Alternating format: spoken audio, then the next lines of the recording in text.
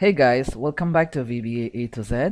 My name is Long Pamay, and in the series of upcoming videos, I'll be showing you how to design a professional user interface using Microsoft Office applications. In short, UI focuses on creating attractive visual layouts that are responsive and guiding, whereas UX focuses more on the user experiences. I'll be covering both aspects of these designs. I'll show you how to use all existing controls and also teach you how to create custom controls and effects. We'll try to cover many practical examples so you can easily replicate them for your workspace. All these videos will be added to a playlist called Professional UI/UX. As always, project files, source codes used within tutorials will be made available absolutely at no cost, so you can change them as per your requirement. The only request from you is to support my channel so I can keep sharing all these videos and programs. So before we begin, please do not forget to subscribe to my channel and hit the bell icon for upcoming videos. Let's get started.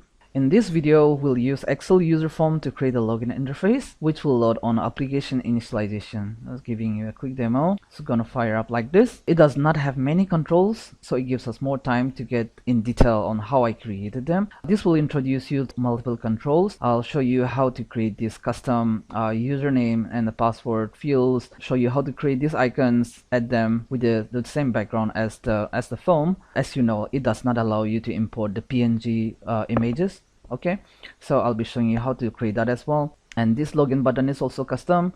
It does not have the rectangle, like it has a curve in the corner, so I'll show you how to create that as well. And the watermark, username and the password, it does not come by default. It's not available. You have to customize them, you have to create them. So I'll be showing you all these customization, how to get them. I'll show you the resources from where I got it. So I'm gonna first close this. I'll just cancel this. First, walking you through these two sites where I normally download my like the icons that I need for my form. So this is material.io. You just need to click on the icon like this, and then you can select format you want to download, SVG or PNG. Similarly, if you come here, this icons8.com, from here you can download all these icons. You can search from here what sort of icons do you need. So let's get started. I'm just closing this for now. Before beginning, normally I collect all the requirements from the user, quickly Google, like if there are related interfaces that I can, like replicate the color, similar color and so on, or similar layout, so that you don't have to, like put too much time to think about it. Depends on how much time you have. And then I sketch up something in the paper so that, like I know the limitations which are there within, like Excel UserForm. And I collect the materials like the icons, for example, and then keeping in mind the like the limitation and the time I have, I like proceed. So this is all the icons and background images that I've downloaded.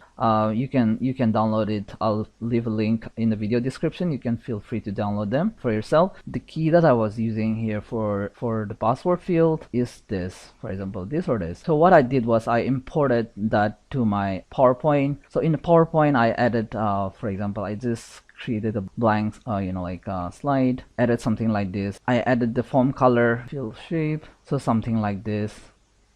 Whatever is your form color, you can assign the RGB color to your form. So for example, if you have to do that, you can go and put in the exact color that you need. For example, you go here and you can specify 11779, for example, like this, and then you'll have that. So once you have whatever your form color is, you can just drag those PNG images that you downloaded from the website and leave them like this. Normally what I do, I create a very small icon like this, and then I take the snippet of this particular icon like this and save it. Keep in mind that you cannot import the PNG files to the user form, Excel user form I'm talking about. You can use the JPG, which is the better format as compared to ZIF, the GIF. Okay, so you can save it like this, for example, sample password icon, something like that. And then similarly you can replicate, like as you can see here, I have multiple of them. I tried them, multiple of them. This is the one that I did for the username. For the button that I created, as you can see here, this button again is from here. I created a button like this. I put the color that I want from like filling the shape. Again, you can put the white color, whatever color suits your interface, you can add that. Once you're done with that, for example, you can add a text from here itself. And then once you have that, you color them as per your requirement. It's better to keep the font consistent For now, I'm in my user form, I'm using Gilix font, and for the welcome back, this part is Gilix, and this is like the normal fonts. So I think that's all about the part how to like customize your icons so that it has the same layout in the background as your form. Okay, so now let's start creating the form.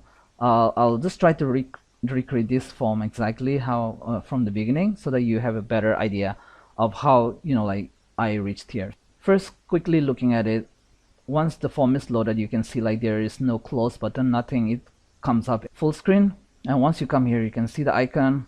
Once you click here on the username, like you can put in the username, for example, Pamai 2020. Once you come here, you can put in the password, and then the password is not shown. You can see that the password are all asterisk, like it looks very professional. And once you're here, you can click sign in. Once you cancel, it closes the application entirely. Okay, so that's what we're trying to do. And the other thing I want to say is, like, once you click on sign in, it says if you have missed out any of these fields, it will tell you to fill in the username and the password. This is better in the sense that instead of popping up a message box that the user have to click again, I think it's better to give a feedback here directly. Okay, you forgot to put in the password. So we'll write a small code to add this sort of validation as well. You're like totally new. Go to developer tab, Visual Basic, insert user form here. Initially, at first you can just leave it small user form like this, totally fine. Once you're here, you'll see this toolbox. So the toolbox will come from view, and then you see this toolbox. When you click this, you'll see this toolbox here. We need two text box, so that are for taking the field names, like the username and the password. Okay, so I'll take this username and the pass, these two text box. Let's have the height set up now itself. Let's set this to 15. Or whatever is default is also fine. You can drag and like make this small or big, or you can size it from here. The good thing about taking care of this from these properties, if you don't see this, just press F4, you'll see this. Okay, the good thing about setting here is like you are able to like take care of the small minor points. The text box to something like 132. Okay, and I'm gonna copy this and make two text box. So once I have this, I'm gonna create two labels. I'm gonna make a copy of this as well again. And once I have these labels, I'll just write here as username,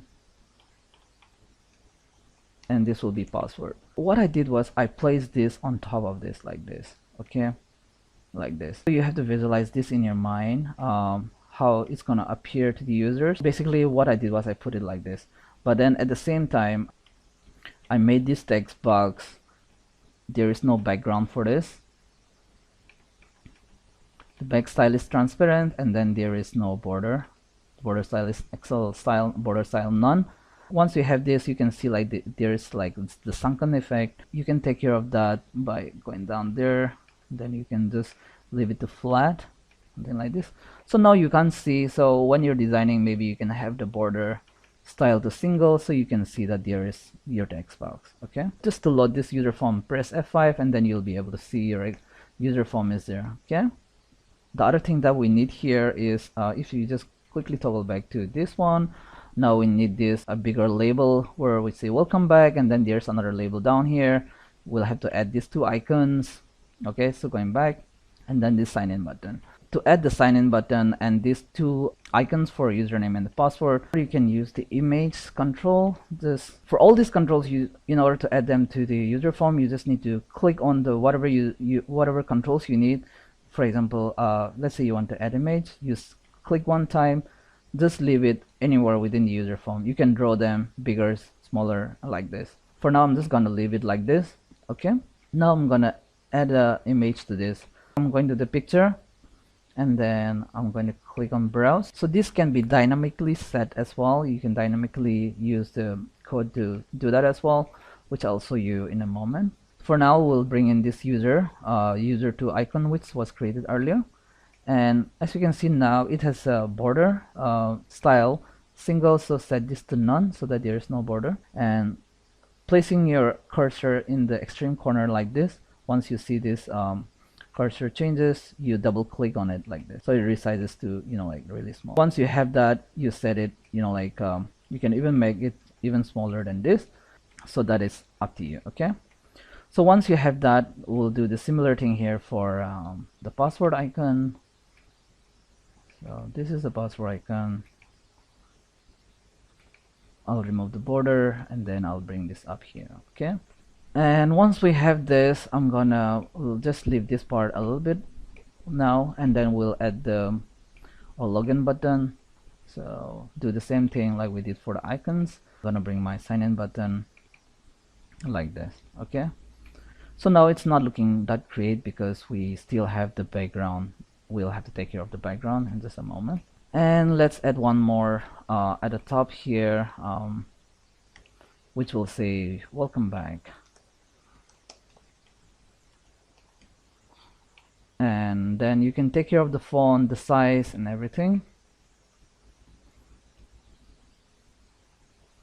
So I use Gelix for this. So it could be bold, regular, you can make it bigger. Okay, so now we have that. Once we have everything figured out, we'll add we'll add something else. So now this text box, we'll try to hide it at the back. This is gonna come in the front like this.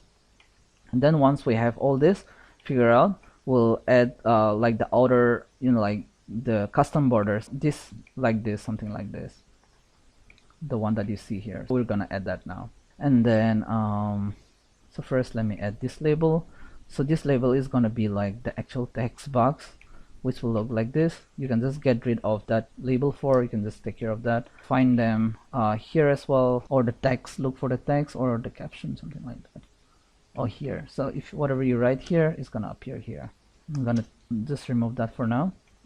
And I'm gonna add the border for this one. The color will be something like this, which is not so visible. And then I'm gonna do the same thing here. I'm gonna put it here like this. Once you have this, you can send them back. So right click, select right click, and then you can send them backwards. So as you can see, you'll have to do this multiple times.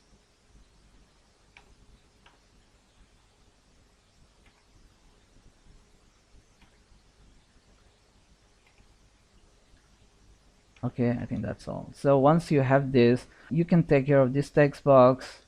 You can remove the border. No, you cannot see, but there's a text box. So once you're done with this, I think there's one more label. Just take care of. We'll say if the user does not, fill in both the boxes, we'll say or please input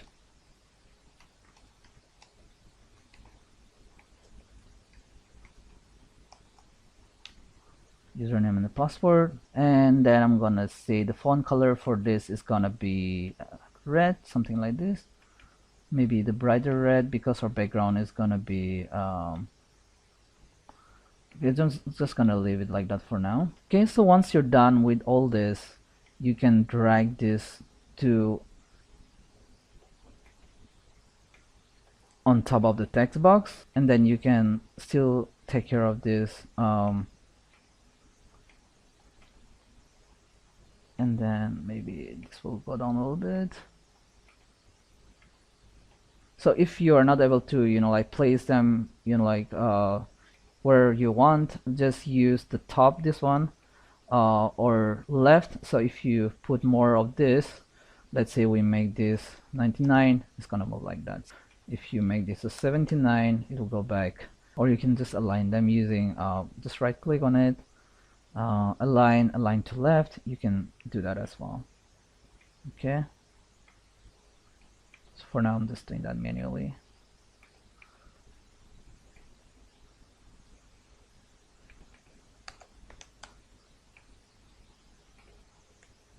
Okay, so that's not too bad. So once you have that, you place them in the way you want, and then now we'll add the larger frame, or like the background of how it looks like. If you come here, this particular background, let's add that now. If you look here, the background for this, the back color is, I think, the 5th. I'm gonna come back here. So the more you play around with this, you'll have a better idea of how to do this, how to take care of all this from the beginning. So I'm gonna remove that label again. I'll add a color by color, dark like this. It's totally up to you how you want to, what color you want to. So I'm gonna send this back very quickly.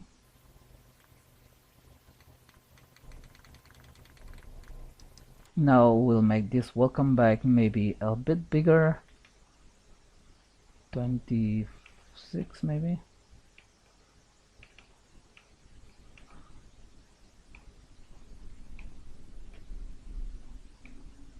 Something like this.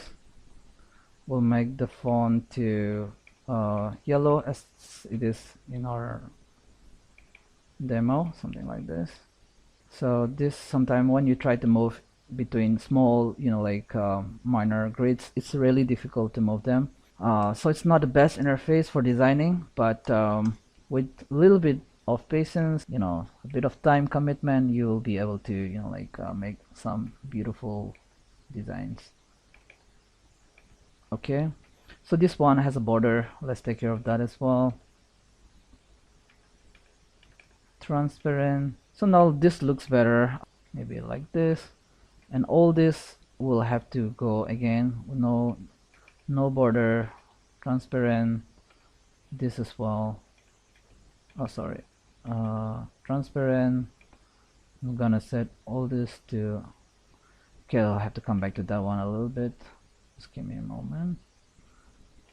It's bigger one. We'll leave the border, but we'll just leave the background. This one will have the border. Like the text box for this hint, or the placeholder, will set the font color a bit grayish, like not really visible, so that the focus is not too much on that. Something like this. If I load this, I press F5 and loads this up. Now it's looking a bit closer. This one has the border. Let's take care of that. This key must be the one that we designed. It has a little bit different background color, so you have to play around all this a little bit. Maybe something like this. Okay, it's not looking great.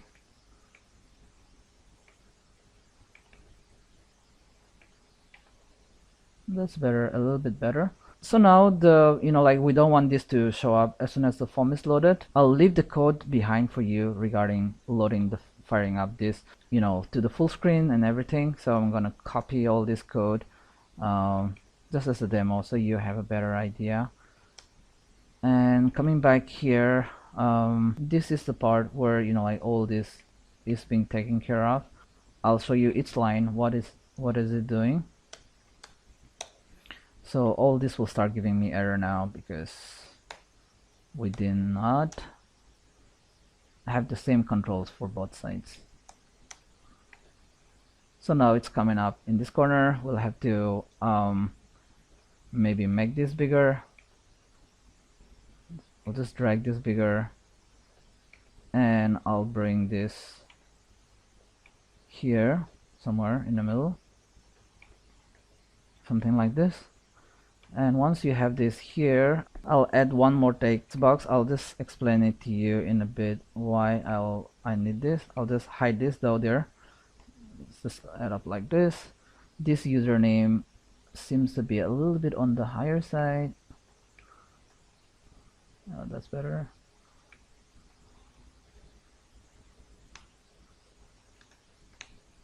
Okay. So now we'll add the code to take care of all this. So this label 6 is something which we don't want to show as soon as it's loaded. So we can say, in order to add this code, let's say that you're creating a really new one, we can do that by going here, select the user form, and then you select initialize. Okay, so this is where you'll be adding your codes. Within this, whatever you add here is the code that is going to run as soon as the form is loaded. Okay, so that was what I was creating. This is basically all the RGB for the background that I was adding. RGB, and these are the red, green, and all these color codes that This part is basically for drawing our user form so that like it opens up in full screen. This part is positioning in the middle of your Excel. If your Excel is half screen, then the pop-up will be just the half screen, not the entire screen, and so on. And this part is basically just setting up setting the background color. Yeah. Now, as soon as it opens up, we don't want to show this one, label 6, so let's hide that. So we'll see label 6 dot visible equal false. So now it's not showing us that. And now as soon as it opens up, you can see like the cursor is behind that. Let's hide that as well. We'll move the focus to the hidden text box. We'll say, or you can also write with me. So me basically is the user form, and then the text box 3 dot set focus is equal to true. Oh, not like that, just set focus. I think it should be okay. Okay, loading again, F5, so you can see like the cursor is not here anymore. Okay, here as soon as the user clicks on this label, we want it to be hidden. Similarly for this, so this is label 1. Sometimes you might not be able to click what is behind for an example, so you can use from the properties. You can use this drop down to move around the controls. So now for the username, for example, let's say user clicks on this, we want to hide this label. Okay, so we'll say label dot this visible equal to false. Oh, sorry, equal to false. And then we'll say text box 1 dot set focus. So let's try to run this. So when the user clicks on this username, it will hide itself and set a focus on text box like this, so the user is able to type in the username. Okay, now the username text box font color should be white, so let's set that up. The font color for that, let's put a bright color like this. Similarly, let's do it for text box 2. Let's put white color. So F5 to load your form, click. Now the username comes like in font, white font.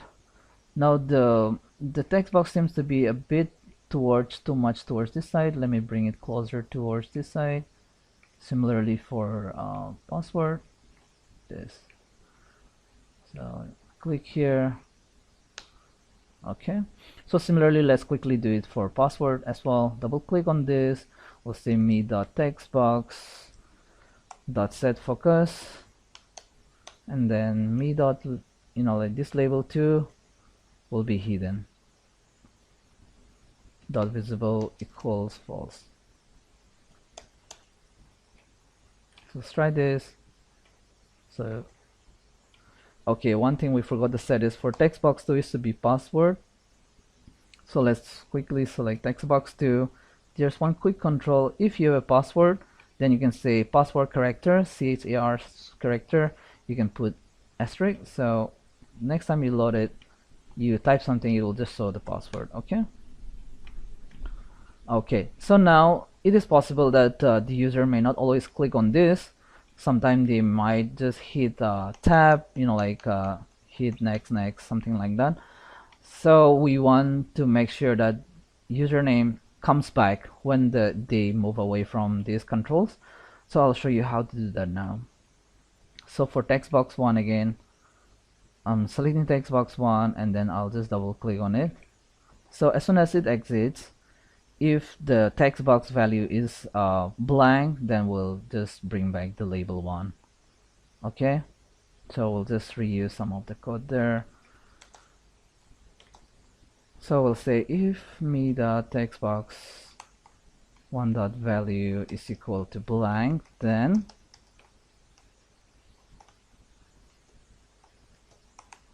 we'll just say it's true.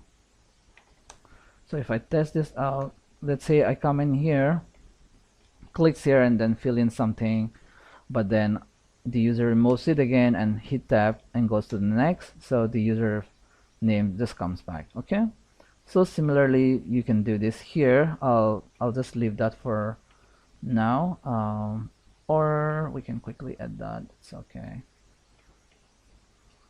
So text box 1 or text box 2, On exit, we'll just do exactly the similar thing that we just, I'll just say text box 2. If the value is this, then label, I think it's label 2, visible is to true. So if I click here, so it comes back there. Okay, so that's what you can do. Now as soon as the user activates this true tab, tapping the hitting tab from their computer, we want this to vanish or just hide itself. So let's try to do that. Just going back quickly here, if you go back and going back, so just to go back to the code without clicking here, you can just press anywhere, click anywhere and press F7. It will take you back there, and we can say when the text box 1 and 2 is activated, we want to hide the labels that are sitting on top of that. Okay, so I'll say enter. So I'll say for 1 we'll say this one is false, and then for text box 2, when it enters, we'll say label 2 visible false.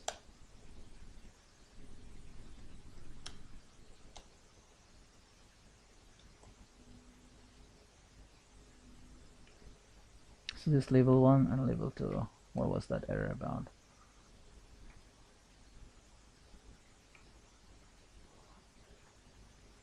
Okay, there's spelling error.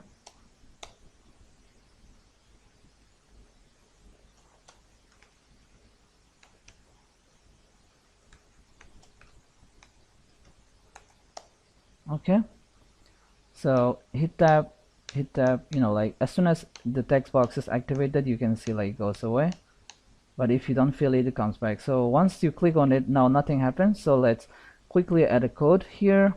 Before drag down, instead of this, we'll use mouse down. Mouse down is when the person is clicking on it. So we'll just get rid of this.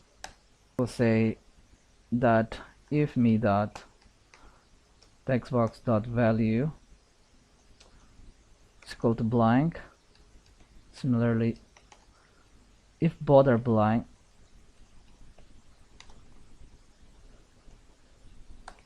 if any of them are blank, then we do not want to proceed. So we'll say that this label, so you can also say you can just rename this label name to notify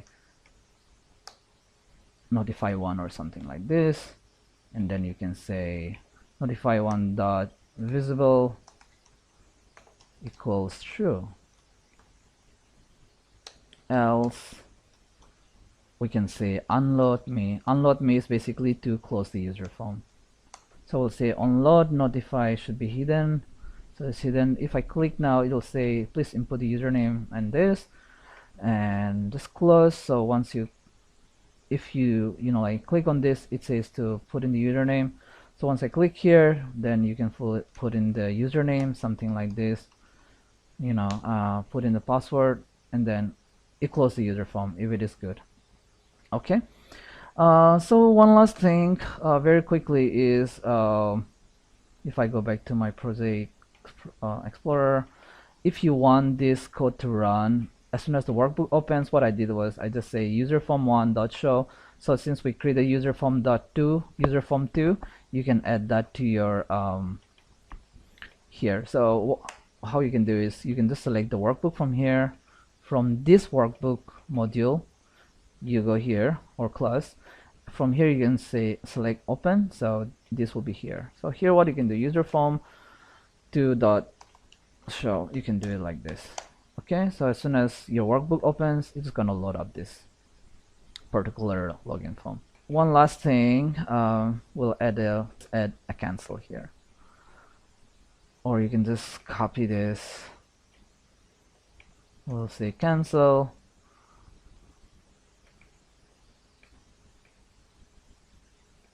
Maybe we'll make the font color a little bit visible,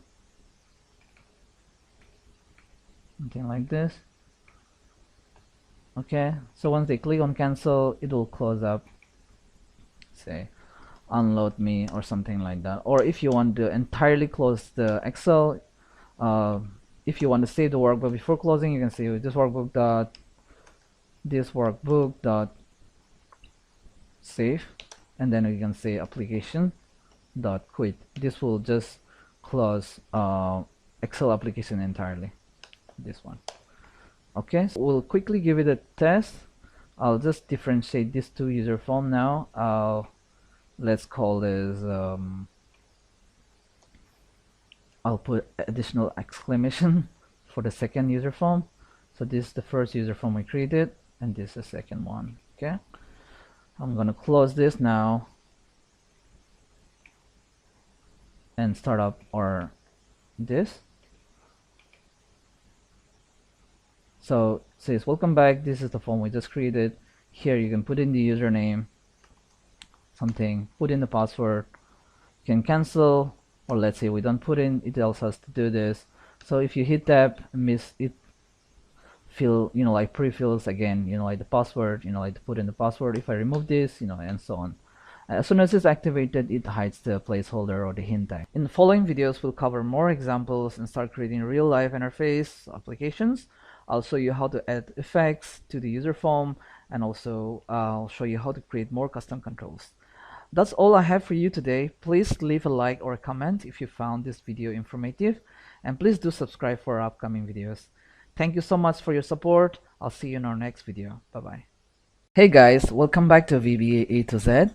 My name is Long Pamay, and in the series of upcoming videos, I'll be showing you how to design a professional user interface using Microsoft Office applications. In short, UI focuses on creating attractive visual layouts that are responsive and guiding, whereas UX focuses more on the user experiences. I'll be covering both aspects of these designs. I'll show you how to use all existing controls and also teach you how to create custom controls and effects. We'll try to cover many practical examples so you can easily replicate them for your workspace. All these videos will be added to a playlist called Professional UI/UX. As always, project files, source codes used within tutorials will be made available absolutely at no cost, so you can change them as per your requirement. The only request from you is to support my channel so I can keep sharing all these videos and programs. So before we begin, please do not forget to subscribe to my channel and hit the bell icon for upcoming videos. In today's video, I'll be showing you how to add effects to controls within your interface, which will look something like this. So if you look here, if I hover my mouse on top of these controls, it gives a transition effect of certain sort that you can customize by yourself. And if I click on any of these controls, it is a sunken effect, and once I leave it, it goes back to normal like this. So sunken effect goes back to normal like this. Today we'll be focusing on how to add effects to any of these controls that you have, and then once you learn this, you'll be able to replicate and add the controls to any of the controls in your interface. So before we begin, let me quickly walk you through some of the resources for today's tutorial. In our upcoming videos, we'll try to create a dashboard which will look very similar to this. I'll show you how to add charts and graphs within your user interface, how to customize and add icons like this. As you already know, in our first video we've done a part of it, so you should be aware of some of the ways to add those. I'll also show you how to add effects like this, which will be, like you'll come to know today, how we'll be taking care of all those, and I'll be showing you how to create a customized table. In the meantime, we'll also learn about existing controls as well. So if you click here, this is a beautiful dashboard I came across, so I'll show you how to replicate similar table like this, how to get a color like this, and so on. So first thing I want to show you is that if you like a color from any of the interface, web application, desktop application, and so on, like there are so many tools out there. I use a tool called Color Spy. You can use this to like spy on any of this color. You can hover on top of those background, and then you can get this hex color code, which you can convert it to RGB as you like. Okay, in this form, for example, let's try to get a background color of this form. Let's say that you wanted this form color, right? So I have this hex code here, which I'll copy it, and normally I use this hex to RGB side to convert the hex code to RGB. Once I have this here, this is my RGB code for the one that I copied from the Color Spy. Quickly showing you this because it becomes really helpful when you want to incorporate this exact color theme within your form. And the icons that I use in this particular form, all these icons are downloaded from this icons8.com, and the collection is from Aluminium. I'm quickly showing you this because here you can set the background color as well as the front color, which is really useful because in our last video we used a PowerPoint to create our icons and then set the background color so that it matches exactly with the background of your phone, right? I'm gonna download one of them. For example, let's say you want to download this. Click on it. Once you come here, I normally download JPEG. You know that we cannot import PNG, so JPEG. And then here, once you come down here, you can set the foreground to any color you want. For example, let's set it to darker theme because the form is darker. And the background color here, you can set your color code that we just took. Let's say 107. So red is 107, green will be 79, and then here blue will be 107 again. Once you have this, you've seen like the edges of this form changes, and once you're happy with this, you can also take care of the width and the height and everything from here itself based on like your requirement. Once you're done, you can click on download. Once it's done, it's going to go to your downloads folder, which you can use to import it to your form. This all from the resource perspective. I'm going to close this out for now. So coming back to our form here, I'm gonna quickly insert a new user form. I'll just make it really big for now, like this. Okay, what I want to show you now before we continue on adding the effects is basically what I've done there is, let's say that this is my image. I'll just import this new image that we downloaded. I'm not gonna download all the things because you already know how to do it from our prior video. So as you can see here, this is the one I just downloaded now, and the effect that was there is you see like special effect is here, so you have option of adding any of these special effect. The first one was flat and the second one was edge. So what I did was, when I hover my mouse on top of these controls, I changed the effect to edge, and then otherwise it's flat, it goes back to flat. Let me quickly show you where you can access these effects. Basically, these are done through events. Once you double click on any of the controls, quickly go back, Shift F7, going back. So if you add any of these controls, for example, this is a text box, you see all this mouse down, mouse move, up, key down, key press down, exit. All these are events that runs whenever you do something with the control. So similarly, the one that we imported right now is the image. All of these controls have these events. If you look here, you can see the mouse down effect is there. So what I did was, when the mouse is down, when the object is clicked, I changed the effect of that particular control to sunken. So if I have to show you manually, like image dot special effect is equal to, I say sunken. So when it's clicked down, I say it is sunken, and when the mouse is up, then I can change this back to flat, for example. So if we just try this out now on image one, I'm gonna load this. So you can see, like, once I click on this, you can see like there's a sunken effect there, like this. Okay, and we'll try to add one more effect. So when the mouse is on top of it, mouse move. Okay, when the mouse is on top of this, we'll try to add a special effect, and we'll call this edge. As soon as it exits from this particular control, we want to reset it back to flat. So what we can do here is we can use the user form itself or whatever is next to that particular control. Okay, so I'll say mouse move. So when the user form mouse move, we want to set back the effect of image one to flat. I'm gonna load it. You can see, like, once I hover my mouse on top of this, the effect has changed to edge, and once I move out, it has gone back to flat. Okay, this is how you can easily add effect to any of the controls. So I'm gonna delete all this and I'll quickly show you how to add a class object and then take care of all these controls. It's not feasible because if you have to do this for all the controls here, let's say you have 10 objects and you have to add effects to all of this, it's very difficult to write. You have to go back and add these effects to all these controls one by one and then keep on resetting them, right? It's not very fit. So quickly show you that portion of it. For now, I'm gonna delete all this and we'll go to this particular form. Let me quickly copy this part. Okay, I'm copying all these controls just for now so that we can, like, demonstrate how to work with this. So once you load this form, it's gonna give me an error now because of the prior code that we wrote. So I'm gonna get rid of all this. So it loads up like this without any background as a normal. So it's not looking that great. Okay, now we're gonna go back and copy the code that we wrote in our prior video and add them at the background like this. Okay, so once I load this up, it's full screen and then you can see all these controls. It's seems to be a little bit too high. Like that. Okay, that looks better. Okay, so now if you place your cursor on top of this, nothing happens. So that's what we're trying to add. But instead of going through each of this image and adding, show you how to write a class and then add an effect to that.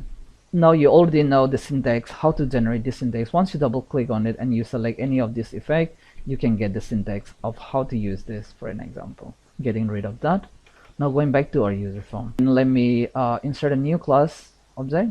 Okay, class module, and then let's call this as class underscore control, something like this. And once you go in here, basically here we want to add an image object within this class module, and then we'll add this with an event. Okay, so we'll add a public object. Okay, so if you add an object like this, this is a normal object, but we want to have this, we want to add events to this particular object. So we'll say with events.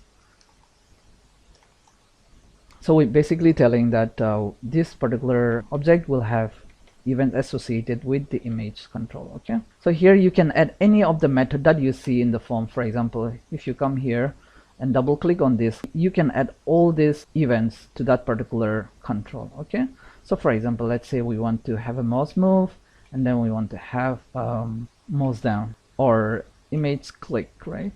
Image 6. So I'm gonna get this mouse move for now, and I'm gonna go back to the class and we add it here like this. So instead of image 6, we'll just get this a image, and then here within this we'll say we'll first write a code to reset all effects, existing effects, and then here we'll say whatever image, you know, like the mouse is on top of, we're gonna reset that. We'll set the special effect to each like this. Okay, and along with this we'll add a click event as well. So in case the image is getting clicked, just simple effect like that. So class is really useful from this perspective. So we can say we can tell the code to do whatever you want when the image is clicked. Okay, so for now we'll just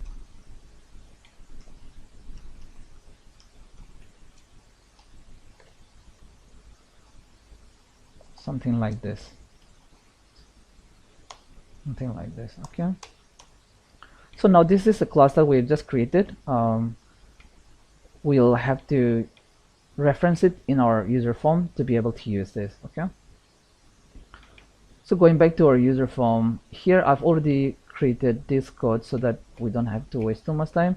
So this basically reset all effects for all the controls. We're declaring the control, then we're looping through all the controls within this user form, and if the type of that control is image, then we're saying reset it to flat, the special effect of flat, and then it goes on to the next control. So you can add more condition here, you know, like if the tag is something, or you know, like we can play around that more.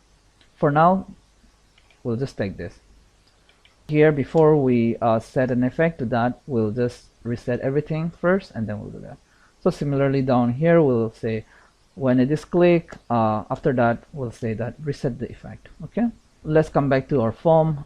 Our form still won't do anything because we have not used the class yet. So I'll quickly copy the code that I've already written. This part is simple, so I just kept it here. So I'm gonna quickly walk you through this. I'm declaring that my image will be the class control, the class that we just created. Okay, and coming down here, we'll just put this within the code, the initialization code. For declaring an object, and then we're having a pointer and then an image pointer. So I think we don't need a pointer for now. Okay, and then coming down here, I'm gonna copy all this code and we'll put it down here at the bottom. I'm quickly gonna walk you through that. So coming here, we don't need this pointer. I was trying for a label earlier. So you can use this effect on any of the controls. So here declaring an object, this is basically an index or a pointer of how many objects, like it to be used in an array. So here, like we are declaring our array that the image count will be from 1 to count of all image. And then every time it loops through all the objects, if it finds the type object as image, is gonna increase the counter, and then it's gonna set this image, setting up the image object here as the new class control that we already created here, and then we're setting this we are setting this particular image that we already set here, and then we're using this object that we created within this particular class. So let's say that you want to have more objects within this class. You can say for labels, you can say here dot labels, text box, and so on. You can have here like label, something like that. Okay, you can use it. Let you guys play around that. Coming back to here, so it's using that particular object we created, and then it goes to the next object, and then in the final it has it preserves the image count that was already counted here. Okay, so if I load this now, you see like as soon as you place your cursor on top of any of this object, you can see that it has that particular effect. But when you move out of this, it still have this is because on exit you also need to add this effect so that it goes away. For now you can add this reset class effect when the user form is activated, for example, just for an example. Oh yeah, this should be fine. Okay, so your cursor goes out, touch, like this. So when you click on it, it says this image was clicked, this image was clicked, like that. Okay, and then it resets it up right after that. So if you have to add more effects to this, here we have added mouse move. We can also do for other, like mouse down, like this. So let's copy this syntax, and then we can say instead of this static, we'll just copy this object that we created, and then we'll just say this. You can say dot special effect is equal to sunken. So when you click on it, it gets sunken, right?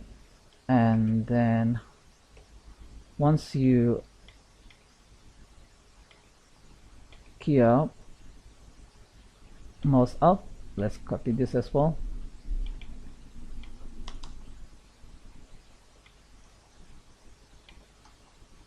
So when the mouse is up, we want to just bring it back to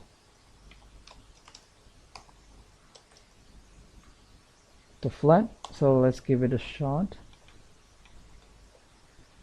So hovering is okay. When you click on it, you can see the sunken effect now, like this. Okay, now one more problem you'll come across when you do this is because once you use the class, you will not be able to use this particular thing from here. Whatever you write here is useless, okay, because we're already saying that these controls will be like accessed from this class and not from this particular form, this particular image control I'm talking about. So what is going to happen is, let's say that there is another image like this somewhere here, right, like this.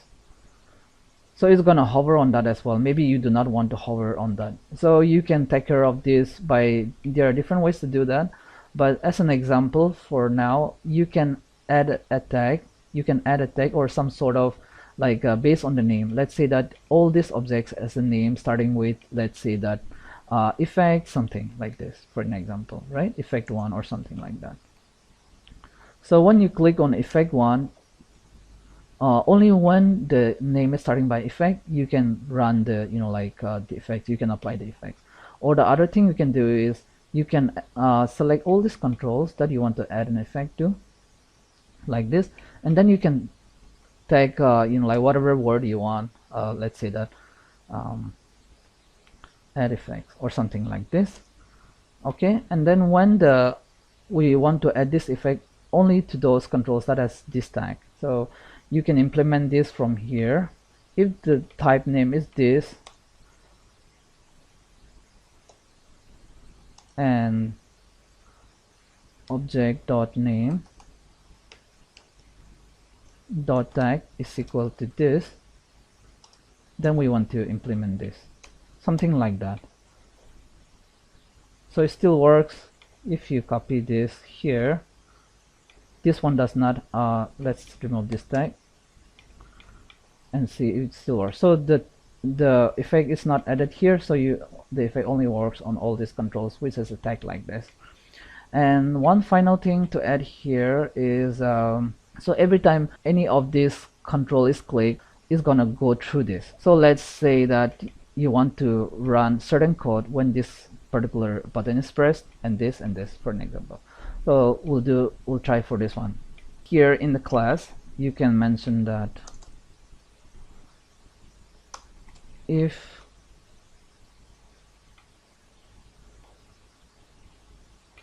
image.name is equal to this,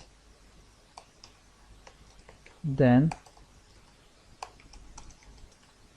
here you can specify the name of the macro, call macro1 or something like this, or just the name of the function or a sub-procedure that you have. So let's say that we have a code sample here,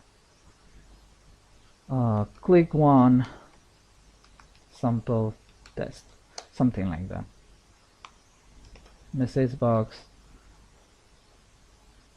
this code was triggered from class, something like that. I'm coming here, I'm calling this, call this code, like loading this form. So when I click on this, it says image 4 was clicked, this, but when I click here, it'll say the effect 1 was clicked, and then this code was triggered from this class. So if you have to, take care of this click event, you'll do in this fashion. In our next video, we'll visit more design and customization ideas, and also learn how to create real-life applications and dashboard. That's all I have for you today. Please leave a like and a comment if you found this video informative. It's gonna mean a lot. And please do subscribe for our upcoming videos. Thank you so much for your support. I'll see you guys in our next video. Bye-bye.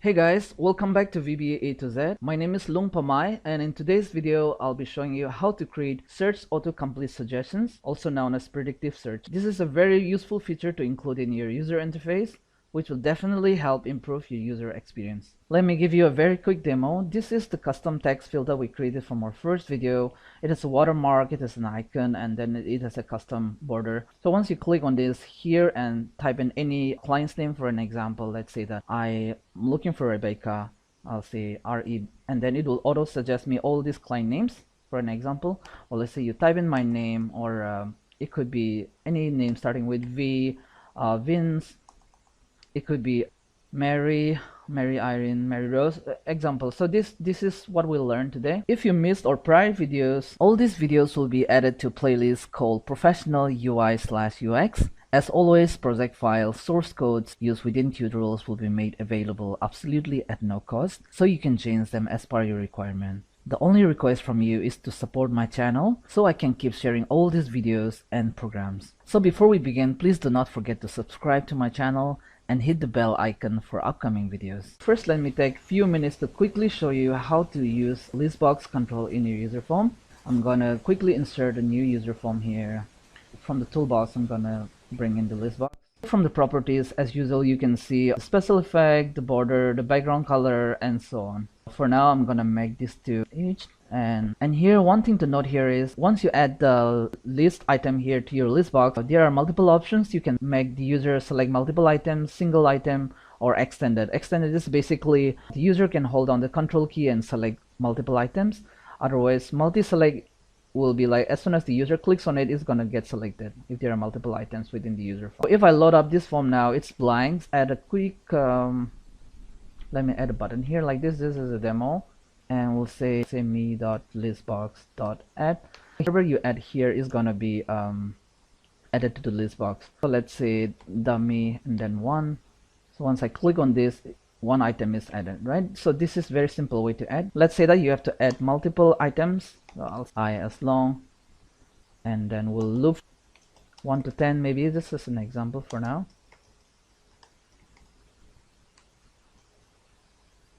like this. Instead of 1, we'll say I, so I will become our dynamic number there. So before we add, it's better to clear out. So clear, so this will clear out the list box, whatever is there, like this. Okay, all 10 items. So if I click on it, it will clear and then re-add them like that. Okay, so that is a simple way to add. And let's say that you have to return the value of what was selected.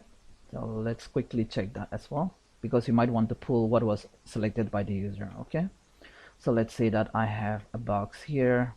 This is an example, a text box, and whenever the user clicks on this list box item, we want to return it into text box 1. Okay, 1 dot value is equal to, so we'll say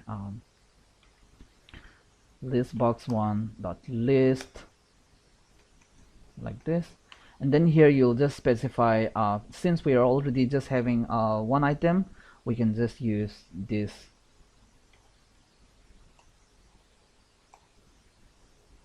list index itself.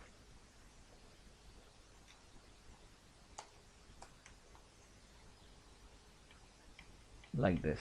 Okay, so it's very simple to use this feature, but it's very useful at the same time. Okay, so I hope that is clear. Now very quickly, now going back to we'll change the property of the form now to multi-select. If I now, as soon as I select, it gets selected. Okay, now the other property here, the last property that you have here is extended property. So once I load this up and click on this, it still select only one. If you have to select multiple of them, you have to hold down the control key from your keyboard and then click on it. It will get selected. Let's say that you want to return all these selected items. Let me quickly show you that as well. I'm just gonna add another button. Let me just leave this here for now.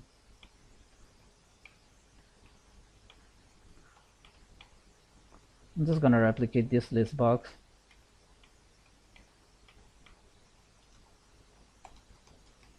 Something like get selected items, something like that.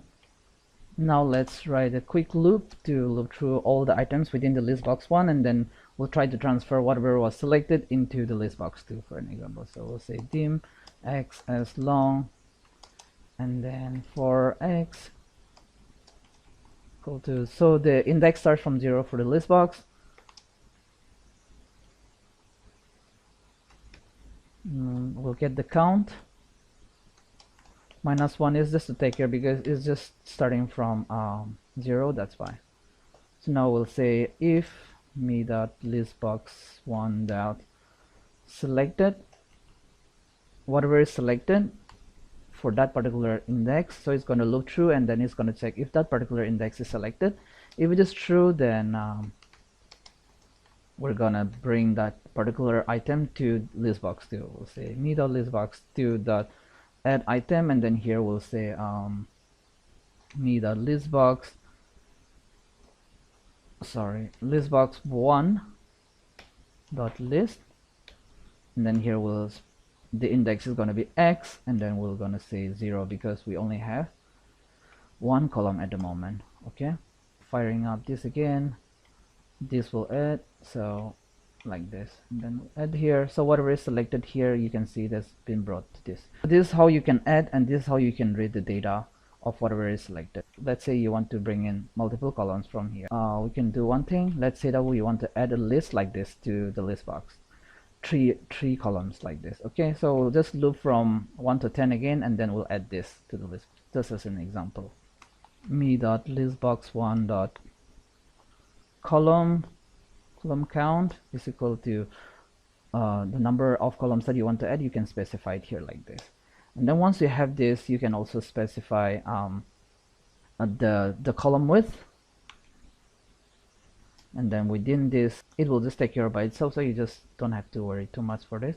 Like this, with the comma you can specify the width of each of the column for an example. Now let's say here, instead of dummy, we'll load the data from our Excel like this. Okay, so since it's gonna start from row number 2 till, let's do it till serial number 10 here, so till 11, we'll say this.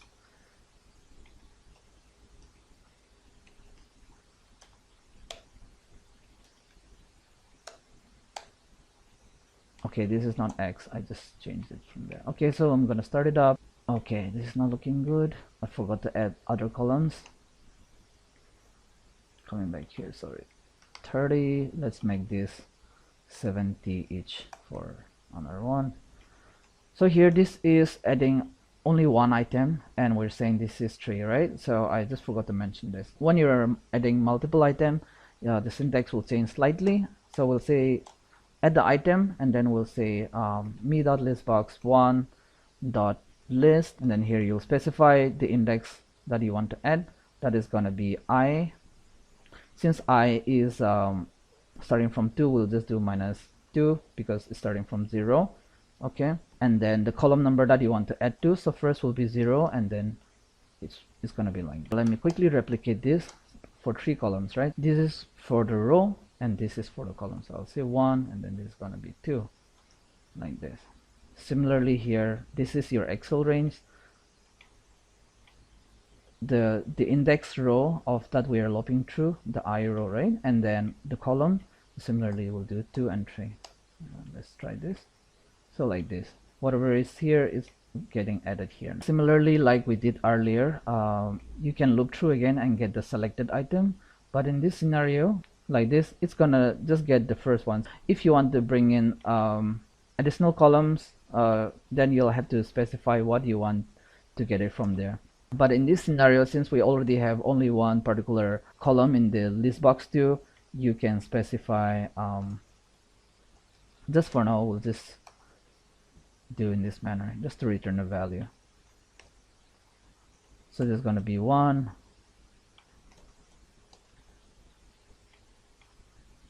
and then it's going to be 2, like this. And let's put a breaker here.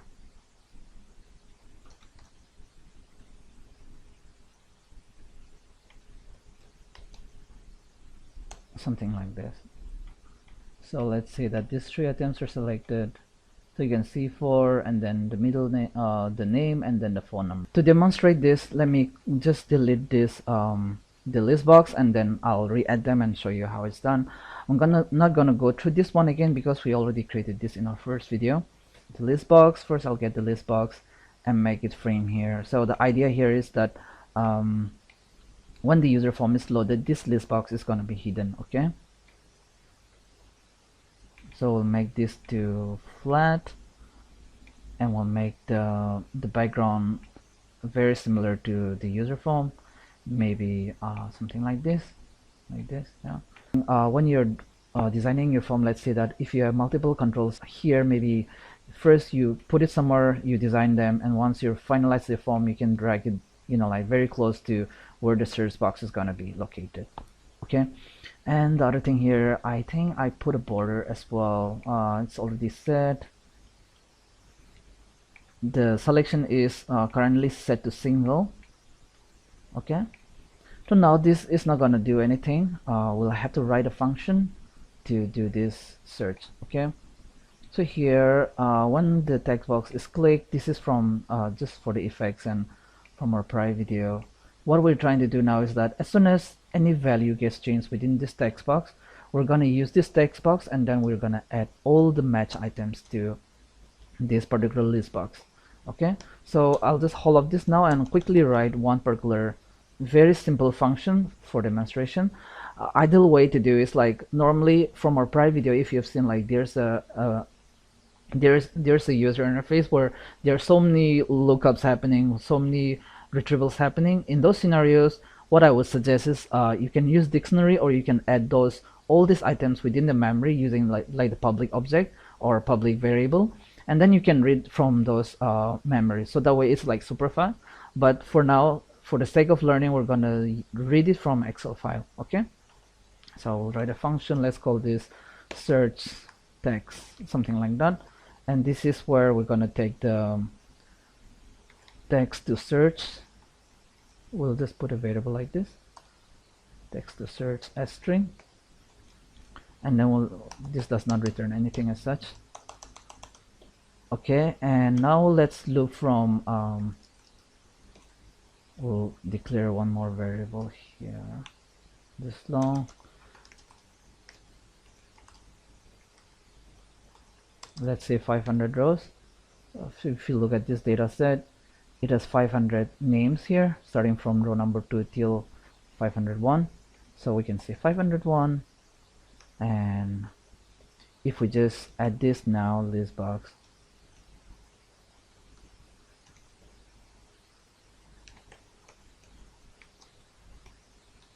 we can just add it like this, I and then 2 dot value, like this. So column number 2, and then whatever the I is indexed, as it goes, the I will keep on looping down like this, one by one, keep on going down. Okay, so this is by default adding everything, but instead of adding everything, we want to put a condition here. First, what I did was here, I cleared the list box. We cleared all the contents within it, and there's one handler I put just to take care that if the list box is hidden, we want to show that. Okay, there are multiple ways to do that. Doing the comparison, in this scenario, I'm gonna make the lowercase for whatever is there in the text box and whatever is pulled from the Excel sheet, this one as well, and then do the quick comparison. Okay, x value is equal to this, and then we'll say x value here, and then we'll declare this.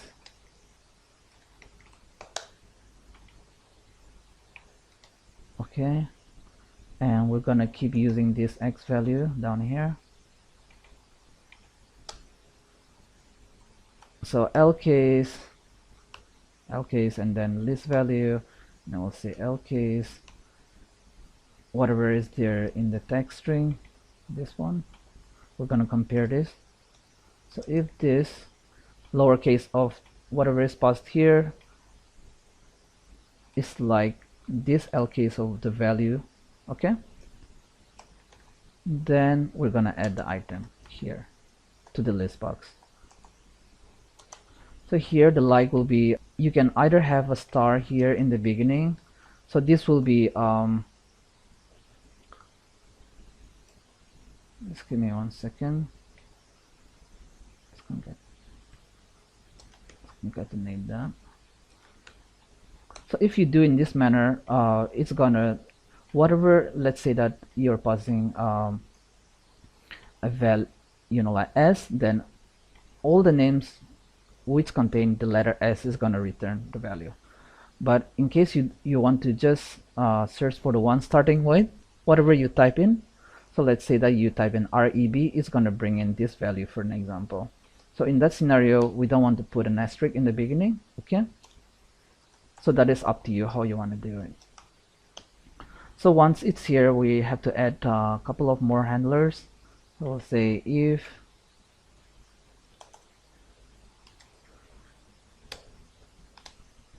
false, then this is just to make our list box visible.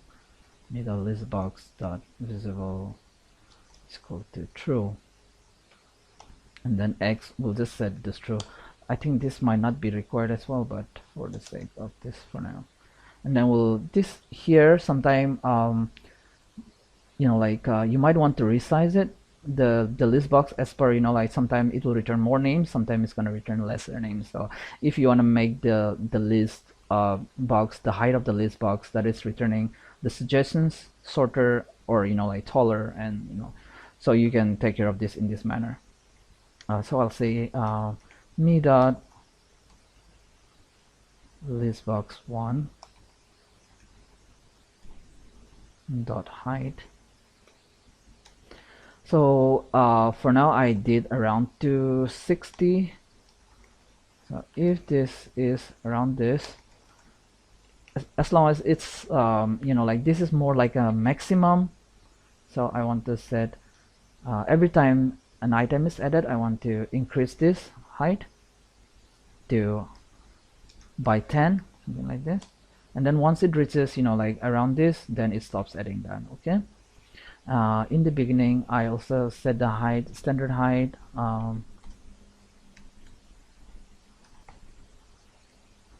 to I guess around 54. Okay, so let's give it a try to this one. Going back to text box 1, double click on it. Here we want to use this as soon as any value within this text box type in is changed. Okay, so let's search this text and then we'll say me dot text box one dot value, something like that. Okay, so let's give it a try. So as soon as I click on this and say REB, doesn't seem to be working. Just give me a moment.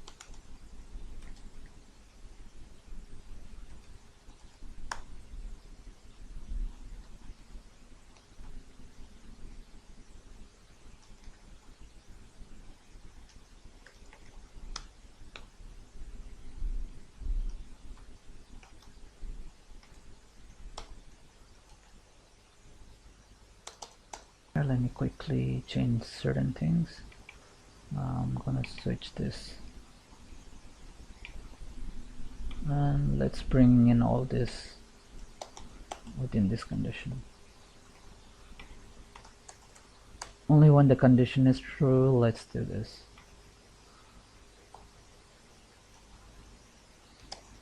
If this value is not blank, I think we missed something. This is fine, this is fine.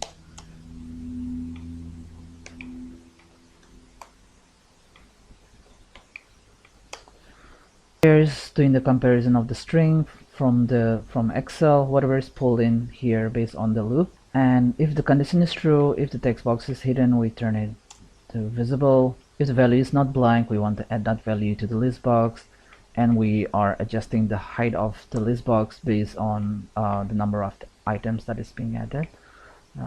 Let's start it again. Okay, now it seems to be working. Okay, now we can also quickly set the font color.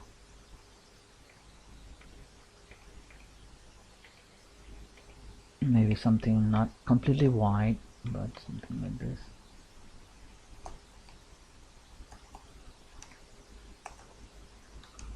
Starting with P, starting with E, R, V.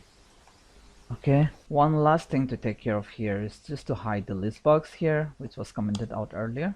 Once you load this up, the list box is going to be hidden. You type on this, you start typing in the name, it's going to return, it's going to resize based on the list. There's a maximum set, and then if the list is lesser, it's going to sort on the list box. In our next video, we'll visit more design and customization ideas and start creating real-life applications. If you found this video informative and helpful, please do not forget to leave a like and a comment. It will mean a lot to me. And please do subscribe for our upcoming videos. Thank you so much for your support. I'll see you in our next video. Bye-bye. Hey guys, I'm Lung Pamay. Welcome back to VBA A to Z. In our previous videos, you've learned how to create custom forms, fields with watermarks, add special effects to controls, and also learn how to create and use autocomplete suggestion fields. To continue our series, we'll start building a real-life application with a goal to show you how to build an application from start to end. The idea of this application will be to record and report business expenses. To give a small example, employee or user can submit an expense for team lunch or routing, for business trip, etc. And respective managers and approvers will act upon. This app will include custom forms like dynamic menu, input forms, custom tables, dashboard, reporting features, approval workflow, and so on. So along with designing, you will also learn how to write codes to store and use them for dashboard and reporting. As we progress, we'll keep adding features to make it very realistic. If you missed our prior videos, please find them from UI/UX playlist in this channel. As always, project files and source codes are made 100% free for download and use. The only request from you is to support my channel so that I can keep sharing all these useful videos. So before we begin, please do not forget to subscribe to my channel and hit the bell icon for upcoming videos. First, let me show you how to create a form like this or replicate this current form for yourself. All groundwork has been completed, so you just need to know where to look for to update. Before I start showing you how I created this form, let's take a step back and look at the form that we used in our prior video. Let me load this up. So if you look at this menu is quite simple because it has an icon with the same background irrespective of when you click on it or when you do not click on it. So let's say I click on this menu, the background still remains the same, and so on. This does that this particular icon keeps on changing here, just to point that okay, you are in this particular menu at the moment. the form that we're creating now, it's a more advanced one, I would say. I've already done all the groundwork so you can easily replicate them. Let me load this up. So first, the form background, you can see it is like a mountain behind it with the snow. Okay, and this menu, as you hover on it, you can see it, like highlights the menu that you're on it. And once you click on it, so if you observe this, once you click on this menu, the background of this particular icon also change. So as you click on it, the icon, like the background of this icon have changed. Similarly, as you click on it, the background changes accordingly, and the caption color also changes to white from black. So let me quickly show you how I did this. First, the resources. This is the basic set collection that I'm using for this application menu. What I did was, first I downloaded all these icons in blue color background, and then the second one in the bright, like this white one. First, you already know, like once you go here, you can set the RGB background color for this. So similarly, if you go here, the form color is using something like this. And then once I download all this set, once you set the background color, you can download for all of them, like it gets pre-filled again. Let's say I download this. Once I go back here, it does not change. So whatever you fill the background, it will still remain. So you can download it for all this set. Once you're done, you can do it for the brighter color, something like this, and then you can start downloading again for all this sets. So that's how I did 2 sets of like same icon, 2 sets, okay, in different background. Now the second one, for the background, I searched from this Pixabay. I went to this site and I downloaded something like this, okay, a mountain. I'm just gonna close this. So after I did that, I like we did in our prior video, but with some like advanced features that I'm trying to create here is like a menu separator here with a shadow. So basically I added a shape, I inserted the shape into a PowerPoint, and then I put the color of this particular background to 238, 238, 238 for RGB, right? And then similarly I added another like shape again here with that. The only thing I did here for this particular shape is that I went to the effects, shape effects, and I put the shadow, like outer shadow number 2 here. So basically that's what I did. And then I imported the image that I downloaded and put it at the background like this. And once I put the image at the background, I set the transparency level, I think, to 3% like this for both of them. So transparency level 4% for menu, and then for the body I just put it 3%. So once I did that, obviously I did not put all these are just for reference. I have to play around here just to see that it will work out once I import it to the user form. So here I tried to this is the blue background color codes, exact color codes that I'm using for this particular application. Once I did this, I exported this in full HD. If you're not aware of this, I'll do another video to export this image from the slide to in full HD or 4K, whatever format you need. So after I export that image, after I create this the canvas, the form layout that I need, I exported this as an image, and then I imported this to my form here. Because if we do not create in this manner, if we insert, for an example, if you insert a menu like this with a label and you try to put a color, let's say something like this, right? So it does not give us like a shadow like separator. So that's why I have to do this in this fashion, okay? Talking about the menu again, like once you click on it, this changes. So I already set this for you, so you don't have to write a code again for this. Let me quickly show you how to replicate this or add a new menu for yourself. Let's say that we want to add a new menu. You can just make a copy of any of this menu like this, okay? And there are a couple of things that you need to note here is like the name of this menu, caption, and the image are related, okay? So if you see here, it's M settings.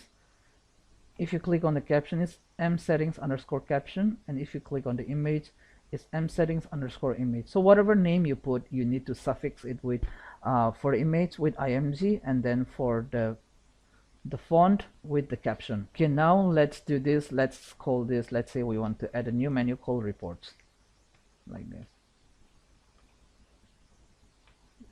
So let's call this by name. I'll just put M just so that I know this is menu. So it's easier for us later on if we have to find it from there, from the drop down. So we'll call this M reports. This will be M reports underscore caption. This will be M reports underscore img image. Let's put this in between these two menu like this.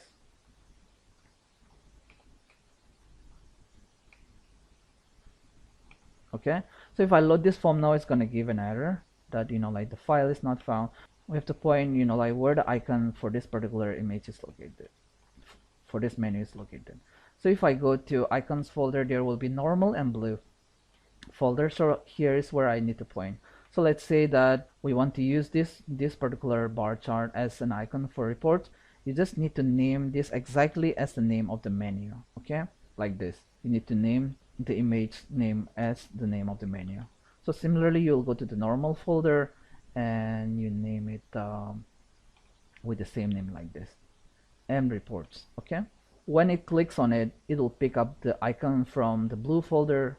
When it's not clicked, it will pick up the folder from the normal folder. Okay, icon folder. So going back to the form, if you load this up now, you'll see that it have like assign an icon automatically for reports with the one that we set it up.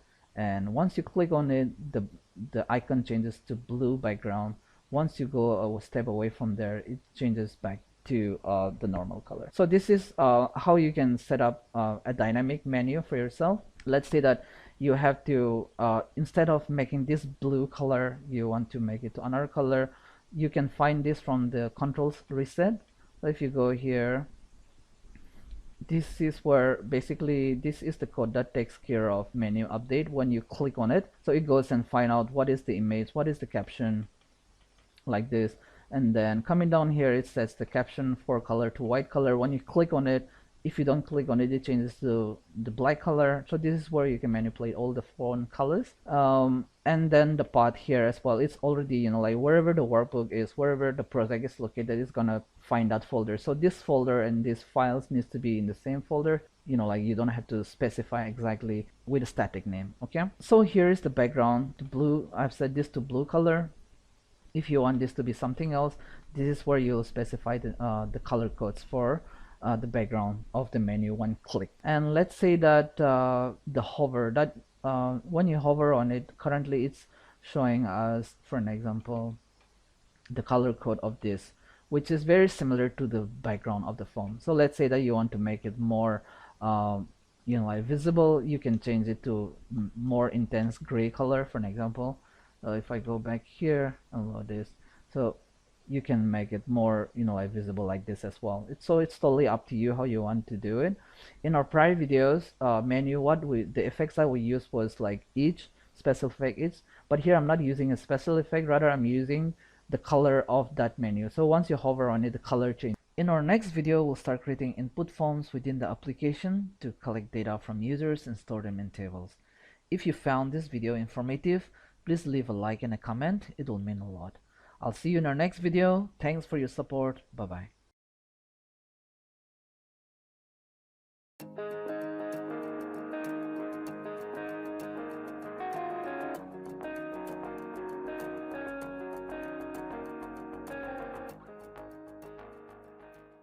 In our last video, we learned how to create dynamic menu within Excel UserForm on our interface, dynamically change menu icons on runtime, add a hover effect, and dynamically change menu colors based on user selection. In this episode, I'll show you how to create multiple pages within the same interface and link or point them to the menu we created yesterday. So the user can click on the menu and it will open respective pages. We also will quickly talk about challenges and limitations you might come across and some of the solutions to that. If we follow this approach, we do not have to create multiple forms for different pages, which means we do not have to recreate the menu and other controls, and it also will make the movement within interface smoother without having to interact with multiple forms and pop-ups.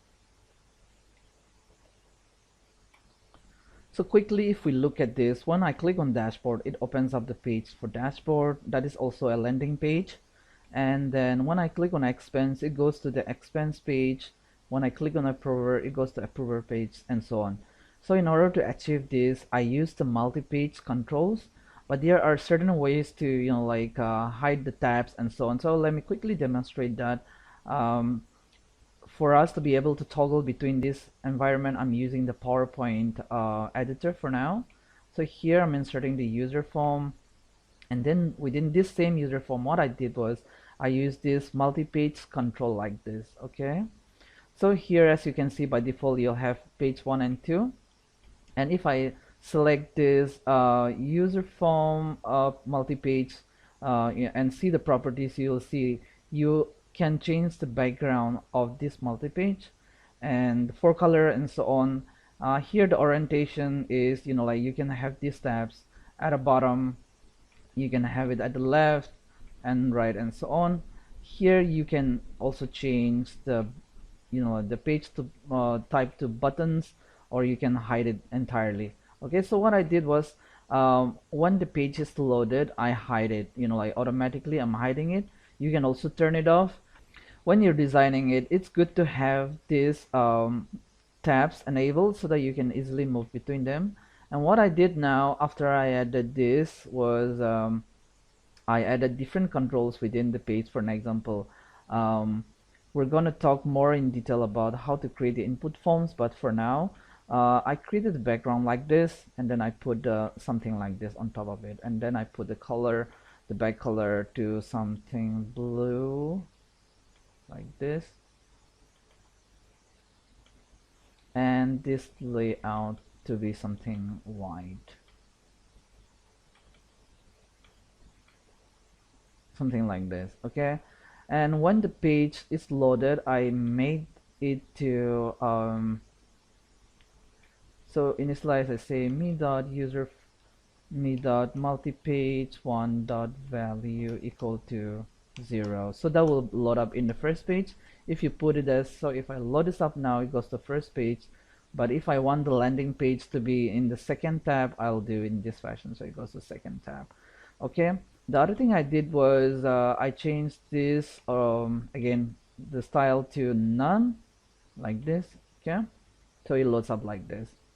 The other thing that you'll come across here is that you're able to change the background of this the multi-page, but you'll see that once you go into this page, there's no way to change the background. So what I did, I created another background for this, the same theme as the form, and then I exported this image again, and then I automatically on runtime and I assigned the picture to this particular page, so that the theme is consistent, the background is consistent in different pages as it goes to different pages. Okay, so one quick thing to note here is that it's better not to directly assign an image like this from here. Instead, on runtime, you can use the code to automatically assign a picture and select the mode, the picture size mode that you want to assign it to the page, so that your user interface is much lighter, and then the response will be much faster. So going back to our interface, let me just enable this style to tabs. So I've created in this fashion, if you can see. So this is dashboard, this new report, and then and so on. I've created these multiple pages. But as you can see here, that there is no image assigned to it. So I'm doing this automatically on runtime. Once you download this form, you'll see that I use this to assign the background image on runtime automatically. Okay, I think we can make this improvement. Let's say page background as string.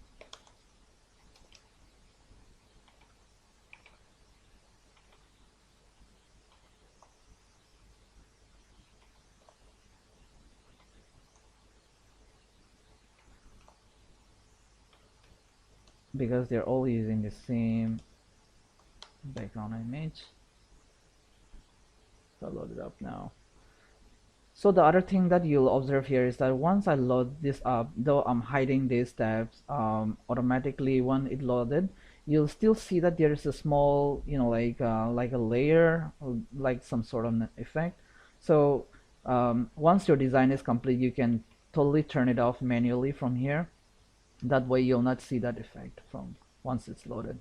So you can go here and then select it to none like this. Okay, right. And one more thing, so how do you link this to these pages is that you already know that once you click on this, the events for these clicks are handled from this class control here. So if you scroll here, you'll see that I'm saying if the menu name, if the button that was clicked, the name of that button or the menu is dashboard, I'm saying this form, I've changed the name of the form user form to expaapfr. I've already changed it like this. And then when this from this form for this multi-page, I'm setting the value 0. 0 is starting from 0 is 0 is the first page. Okay, similarly for if the menu clicked was expense, I'm saying take it to the second page and so on. I'm doing it for all this. And here you'll see this is the header title, the head title, the name of this caption label is basically is head title. So every time the menu is being clicked, I'm assigning a new label or a caption to that particular header. Okay, so if I load this up again now, you click on this, it goes to dashboard. Click on expense, it goes to another. Here's the button again. When you click on it, I'm assigning another page to this, it goes to this particular page. And then once I click on approver, then it goes on. And once I click on this, it just unloads the user form. Okay, so one last thing about this form is that once you add a control, they are independent. So let's say I add a button here and another button in page 2 here and load them up. They are like they are not dependent on each other, so each page has like a different it's like a new form in itself, so you can design whatever you want in these pages. So if you need some more space to create this, you can create in another user form. You can cut and paste it here as well, so it's up to you how you want to do it. In our next video, we'll start creating user input forms or input screens within this interface. There will be multiple inventories. One will be at the report level, and then one will be at the expense level, which will be added once the user clicks on this. It will go to this page. There will be another form here, and we'll also learn how to load data from like from the tables like category, project names, the currency, and all to the form.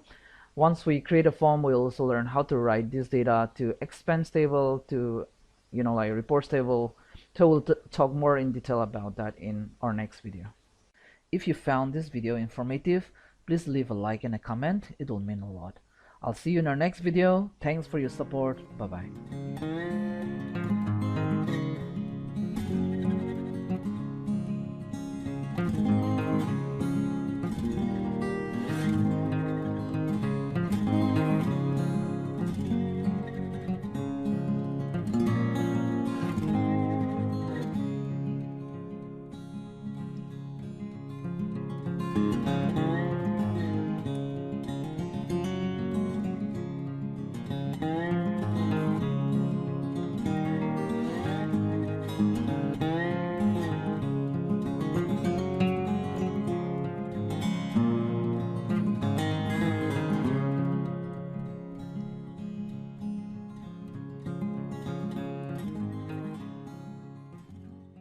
Hey guys, I'm Long Pamay. Welcome back to VBA A to Z. In our previous videos, you've learned many tips and tricks on how to design a professional user interface. To continue our series on how to build a real-life application, in this episode, I'll be showing you how to create input screen from start to finish so you can replicate something like this. If you've missed our prior videos, please find them from our playlist called Professional UI/UX. As always, project files and source codes are absolutely free for download, so you can easily follow these videos and also replicate them for yourself. The only request from you is to support my channel so I can keep sharing all these useful videos. So before we begin, please do not forget to subscribe to my channel and hit the bell icon for upcoming videos. First, let me give you a quick demo, and then I'll walk you through step by step on how to create this screen and also show you the code behind it and explain them in detail. The user can use this input screen to create an expense report and add all the related expenses. Let's take a small example. Let's say that we want to record a team lunch. Okay, so I'll call this team lunch, something like this. Here we'll select 31st Jan So once you select the first date, it automatically pre-fills all these three of them. So if you have more duration, let's say you're traveling somewhere, it could increase. Here the project could be networking. So the approver is going to be based on the user. There's an employee table at the back. I'll show you later. So let's say Tonya is going to approve it. I'll select the name. Let's say that the lunch was on the same day. And let's say we went to Mazelnov in this example. We'll book this to category meals and entertainment. We'll select the currency as USD and book it for 500 USD. Let's say this is the receipt from the restaurant. I'll add it like this.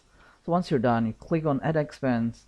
It will add the data to a staging table at the backend and load it here to the table as well, like this. So let's say that you also took a taxi to go to restaurant. So let's say Uber. You can type here, though here you can't type. You have to select. So let's say this is taxi for $13. So here, without the receipt, also you can add, and let's say while coming back, you had to take a taxi over the office like this. So it's 17, it's 13. You'll see the total will change like this. Okay. So once all the expense has been entered, you click on report, submit report. It goes to the backend and then uploads the document to document library. So let's say that you have like a business trip to Atlanta.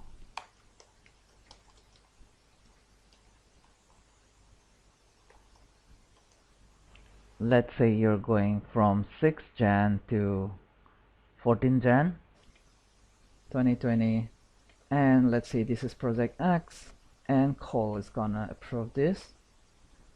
So some of the expenses related to business travel could be airfare. So let's say the merchant was US Airlines, and this will go airfare USD. Let's say this 1000 USD. So I'll just add a dummy one again. Let's call this something like this. Okay, so click add expense. So it could be, like you can add multiple expenses here. It could be hotel, let's say Hilton, and then we'll call this hotel. We'll book it to category hotel. Let's say this is let's say 900 USD. Click on add for an example. And let's say you have Starbucks daily Starbucks, and then this could be meals entertainment. Let's say this was for $12, and we'll add one more dummy, something like this, and I'll click on add. Okay, so I'm gonna keep on adding just to create a dummy record. So when it reaches the table is filled up, when we add one more record or more, you'll see a scroll bar is gonna automatically come out there like this. So let's say the last record was for $19. So if I scroll down here, you'll see $19 at the bottom. Okay, so I'm gonna walk you through all these different components within this input screen. Go step by step from the top till the end how to create all this. Okay, so I'm gonna close this form for now. In order for me to be able to toggle and show you how to create each of this, I'm gonna insert a new user form in PowerPoint. It's the same thing. I'm gonna insert a multi-page. So this is within the multi-page. First we have report title, description, date, start and end date, project, and then the approver. Okay, so first was the text box. Do text box like this. So I'm gonna keep it very simple. To text box like this. And the third one was a date picker. If you don't find date picker in your user form, there's a video within this channel. You'll find how to add them.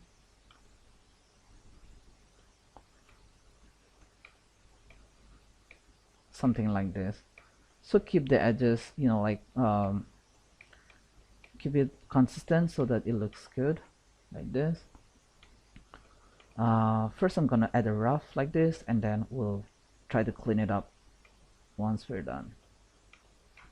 So this one will be for the project, and then for approver like this. And then once we're done here, what I did was I put something like this at the back and change the background color to something bright like this. So Control K to send it back the background, this one.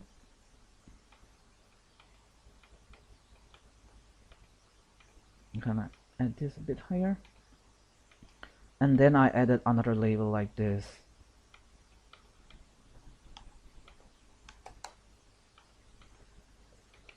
And added the background color, something blue like this. And once I have this, you can drag this away for now, like this. I added all this caption. Let's call this title.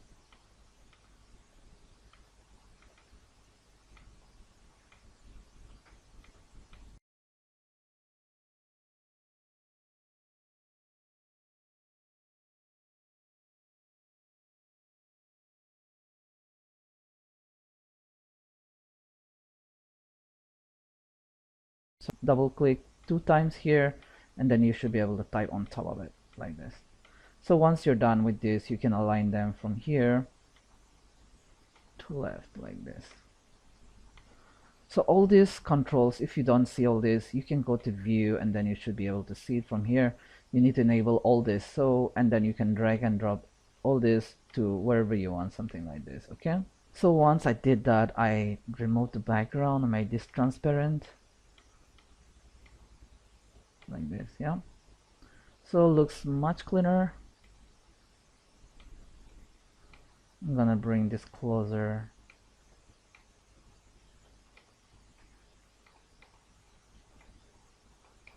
So this is how I added all this, and now I made the effects for all this consistent.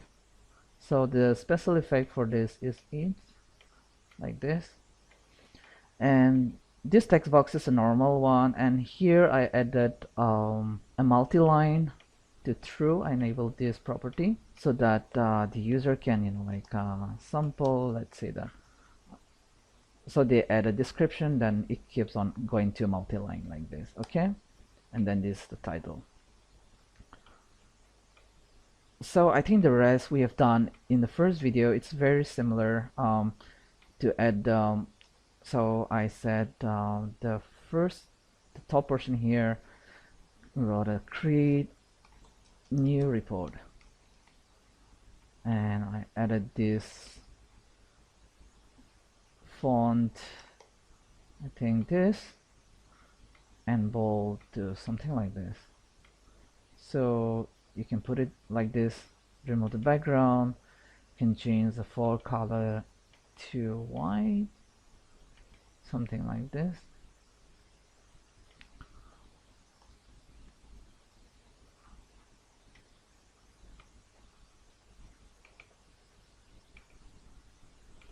Okay, let's make it white. And there's another tag below that. Let's say it's this.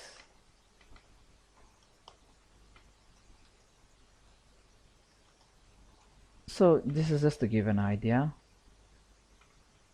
like this. Yeah.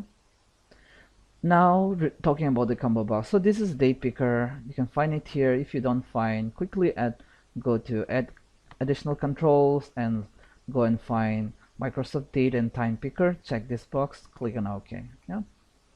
Now regarding the combo box, one small thing to note here is after you add this, if you want to let the user select from the drop down only, then you'll have to enable this feature in the style.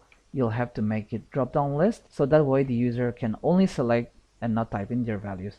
But if you have the style to a normal or default, which is style drop down combo, if you have this feature, they can still select or they can type in their own value as well. Okay, now the only different thing down here that is different is I think it's pretty much the same, only here in the amount. What I did here was I put in some code at the back that user are not able to, so I'm typing in the characters but it won't show up here, but instead when you type in a number only, it is going to show up here. So that's pretty much the only different thing between from the top section to here, because this is date control, this combo box and all this.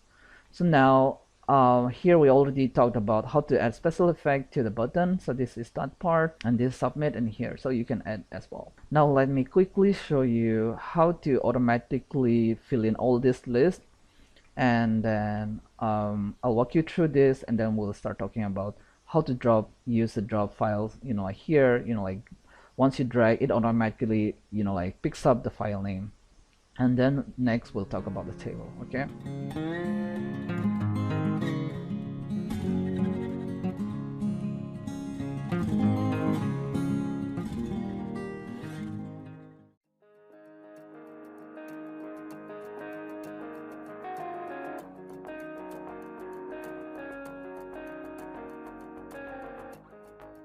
In the previous section, we learned how to add all these input fields, different type of fields, be it text box, multi-line text box, the date picker, and so on. In this video, we'll quickly go through how to automatically add the drop-down elements like this on runtime when the form is loaded, how to, like add colors to this, though we've already gone through some of this in our previous videos. So let me quickly walk you through that portion now. So if you go to the backend, you'll see the worksheet called list.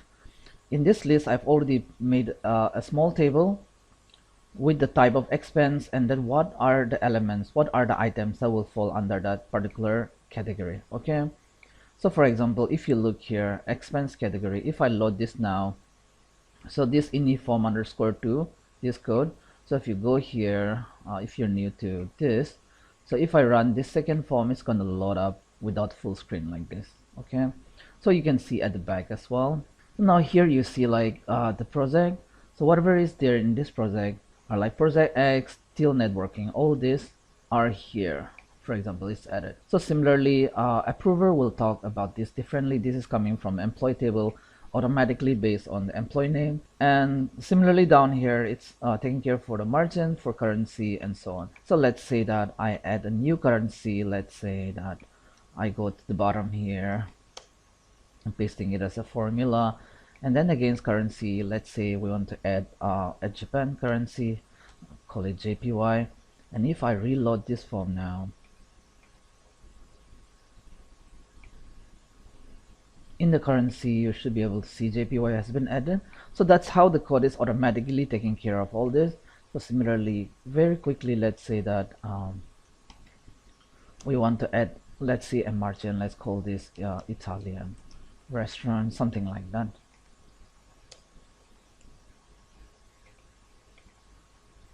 So in the margins, you'll see there's a new margin added. Okay, so let's quickly have a look at the code. There will be one code called load underscore compose. So this is the code that takes care of this particular part. Here is all our declaration, simple declaration.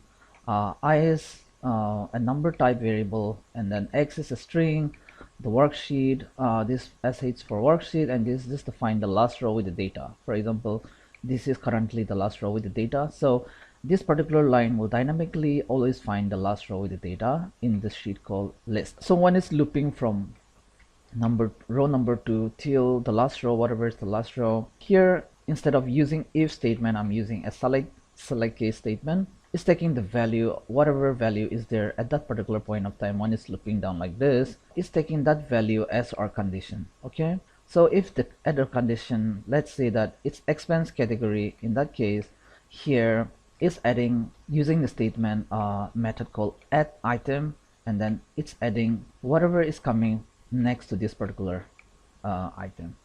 Okay, so this is the value to add, and this is the statement that you can use to add a single item to a combo box. So similarly down here, if it is project, if it is currency, if it is margin, and so on is going on. Okay, to toggle back, shift F7, let's say that you have a new combo box somewhere here. Okay, and let's call this as temp. For now, I'll just call this temp combo box. So if we go back to this code, and let's say that we add a new category here. Okay, let's say there's a new category, something. Let's say you want to have something dependent. We'll call this, let's call this something like fruits, something like that, for example, something like that. So let's say that if the type is fruits here, then we want to add these elements to the new combo box that we created like this. Okay, so if I run this now, we're expecting to see banana and apple in this particular drop down. So you can see apple and banana like that. So this is very easy code to use it. Okay, and now the other element within this particular form, we already talked about this. Just to recap, here is like the header section. These are static names, and then these are captions which are static. But you'll see this particular, now it is currently white, but when it's loaded, the color will change. Okay, let me just disable this. So the color have changed now. Now the color is same as this particular, drag and drop field that we created. So later on, when you download this project and you want to see the exact color codes, or what you can do is like you can shift F7, you can put a break like this. Okay, you can put it like this, and when you click on run like this, it's gonna stop here. So when it stops here, you can go through each and every code, and then you can try to understand what it's doing. Okay, let me remove the break. So specifically, if you want to find what is the color code behind it, you can double click on that control, for example like this, find that particular label or the name of the control. You can do Control F, and then you can find, and then you'll see here that for this part, basically is the user form, and then label 7 back color is set to this color, RGB, like red, blue, green, and so on. So similarly, let's say that you want to pre-fill the title. Every time it's loaded, you can go back here.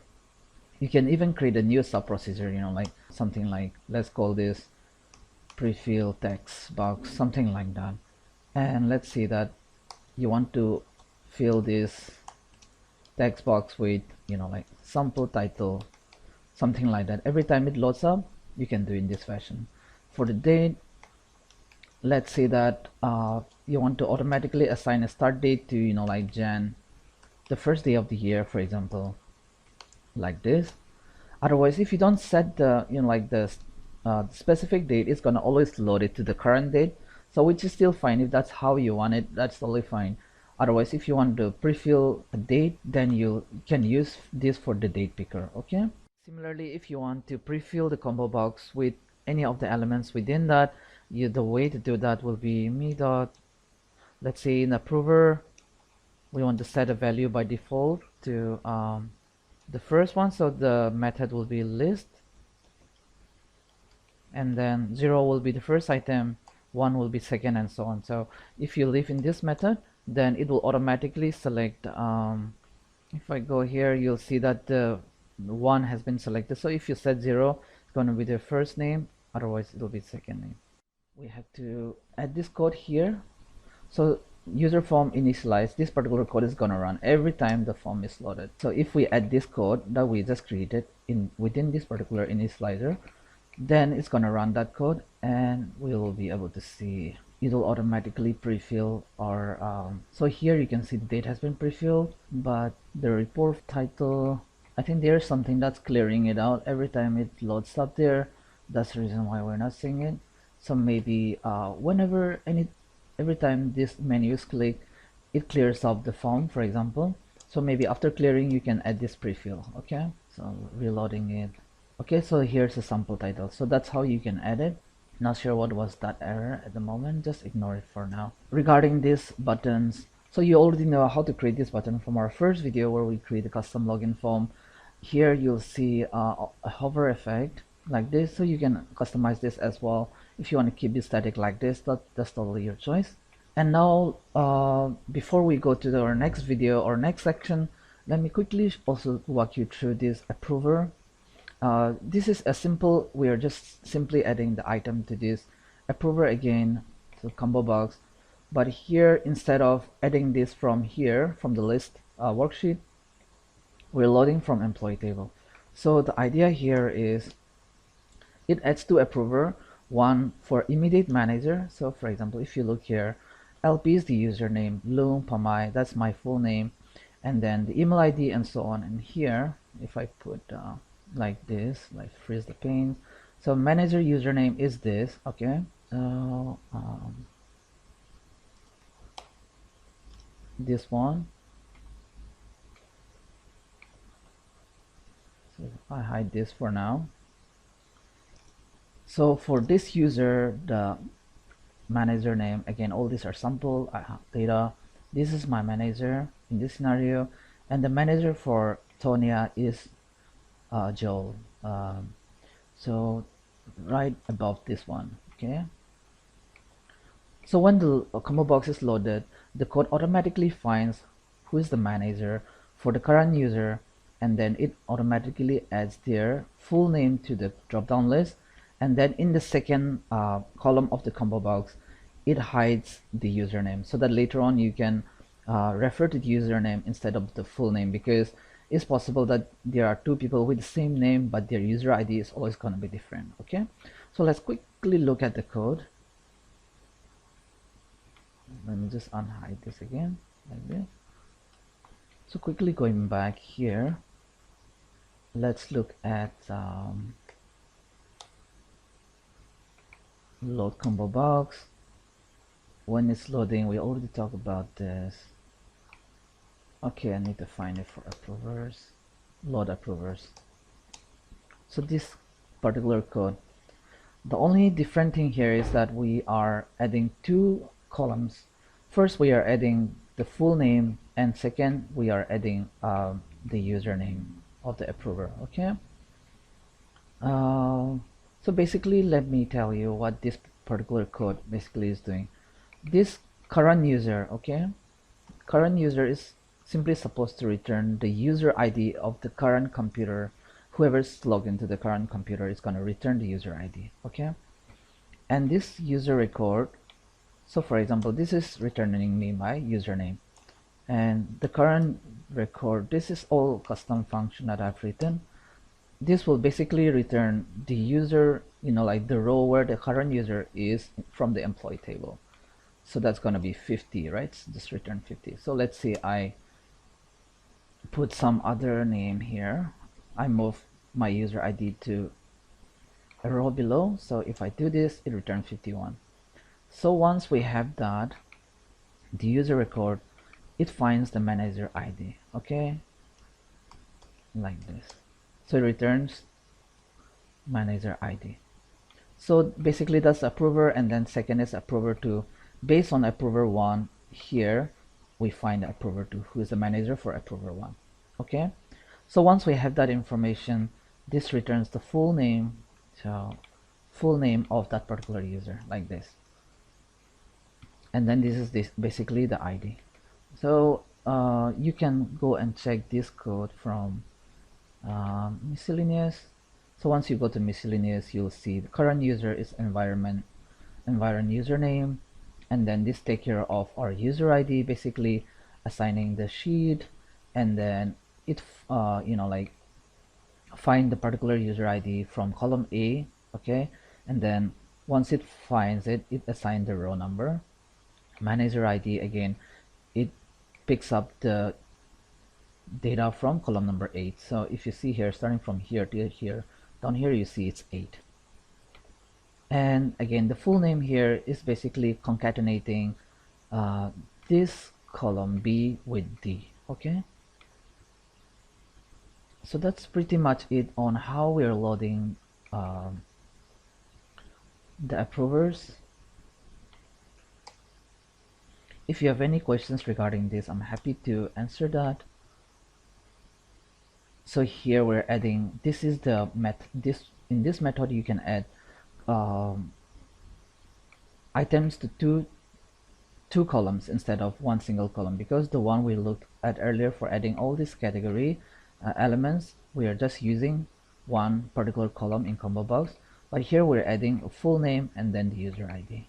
Okay, so I hope I've walked you through everything here. In the next section, we're going to talk about this particular portion.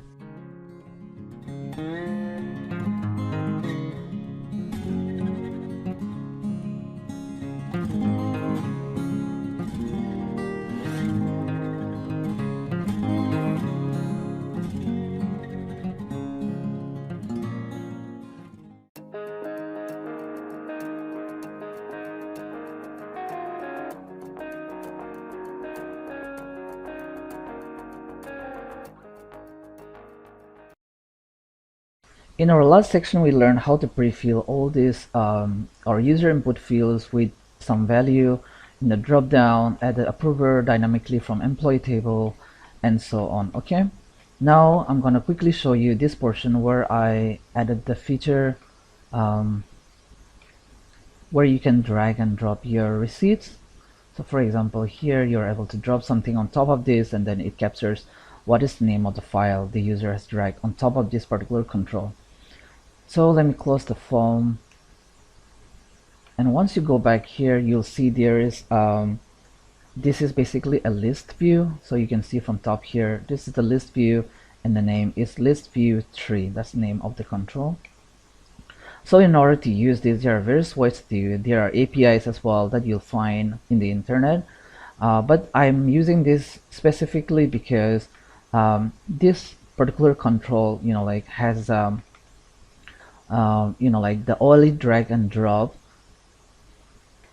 event associated with this control. Similarly, you can use a tree view as well for this. So let me demonstrate this very quickly by adding the list view here. This is the list view. If you don't find this in your control toolbox, right click on it, go to additional controls, and then you look for Microsoft list view, this one, minus version 6.0. Yours could be different. Just check this box and click on OK. I'm going to cancel that for now. Now, if you do not find that in your additional control, just check back. After this video, I'll do a small video where you can add all these common controls. Now I'm gonna add this list view. The other reason why I use this list view instead of tree view, you can use tree view as well for this same event. So once you add this here, I'll quickly change the effect to flat. Down here, the view type, I'll make it to report. You can add an image manually. You can add it dynamically as well. So you've done this in our prior videos. So these are some of like the samples that I tried. You can play around. You can add like image of your choice. So once you add the image, it will look like this. Yeah. Again, the background has been set to match the background of this particular background of the input fields. And I think that's pretty much it that I did from the design perspective. So once you double click on it, you'll see there are many events. The one we're looking for here is drag and drop. Okay. Now let me quickly go to the user form initialize, and towards the bottom of you'll see that the list view OLE drop mode has been set to manual. Okay, so this is one thing that you will add to your code if you add a new drag and drop feature on load. And after that, you will, like, once you double click on this button control, you'll see this code behind it. So basically the only important thing here to know is the data that the user is dropping on top of this control. This variable current file is basically returning this data property, and then whatever is the first file, data dot files, and then whatever is the first file, it's getting it. And then this portion is basically just to add whatever was added to the control. So this R is basically returning me what is the count of items within the list box.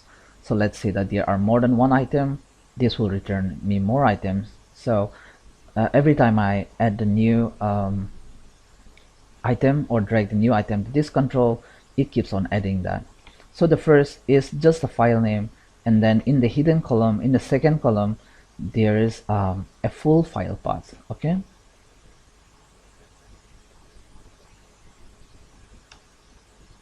So I think that's pretty much it. Once we cover the last portion where we're submitting the data, we'll take care of where it's getting loaded and so on. So let's proceed to the next video.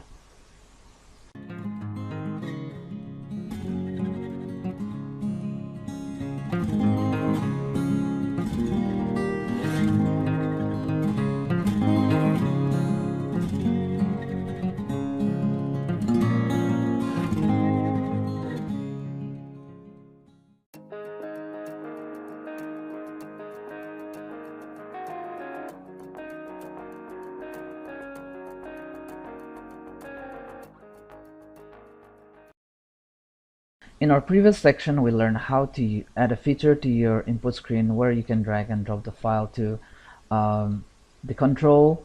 And now I'm going to walk you through how I created this custom table.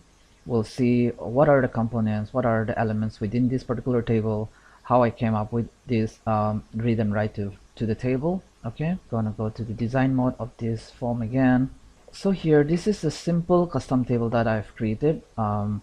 Again, we already know how to create this top portion, and these are basically the labels indicating the header of the table. And once I click here, you'll observe that the name of the control is T1 underscore R1 underscore C1, basically representing the table name, the row number, and the column number. Okay, so if I select the second one, it's going to be row 2, column 1. So if I go down here, it's going to be row 3, column 2. If I go down here, it's going to be row number 4, column number 3, and so on. You could ask me, it will be too much to add this manually, all these controls. So that's why I've written a small code to add this in the design mode on runtime, so that you don't have to create all this and rename all these controls in a way you want this. Okay, and along with this table, you'll see there's a flat scroll bar. Again, you can find this by going to your additional controls. If you don't find it, again, I'm going to do a small video where we can add all this tree view, list view, all the command controls that you don't find normally. I didn't find it because I'm also using Office 365, so I'll show you how I added this by installing some DLL files to my computer. Okay, so we'll talk about this as well. Now let's talk about how I designed this using the like the code to run on runtime in design mode. Just before that, if you don't want to use this custom table or create this and go through this, there's an option you can use a list view. We have already talked about the list view where we can drag the file on top of it, but this one is actually for I'll show you very quickly. So if you load up this form, this is how this is a sample of how the list view table will look like. Okay, so some good things about this particular object or control is that you can add colors to the labels like this, like alternate one are in blue for an example, some of them are in red. Let's say you want to highlight the negative values in red, then this can become useful. There's a hover effect once you like place your cursor on top of this. So I'll do a small video again on how to use this table. I don't want to prolong this video for too long, but this is an option that you have.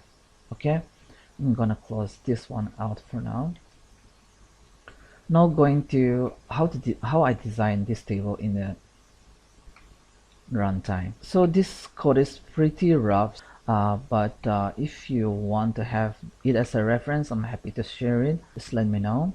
Okay, so this is the blank user form, and this is the code that I can run to add all these controls in a way I want.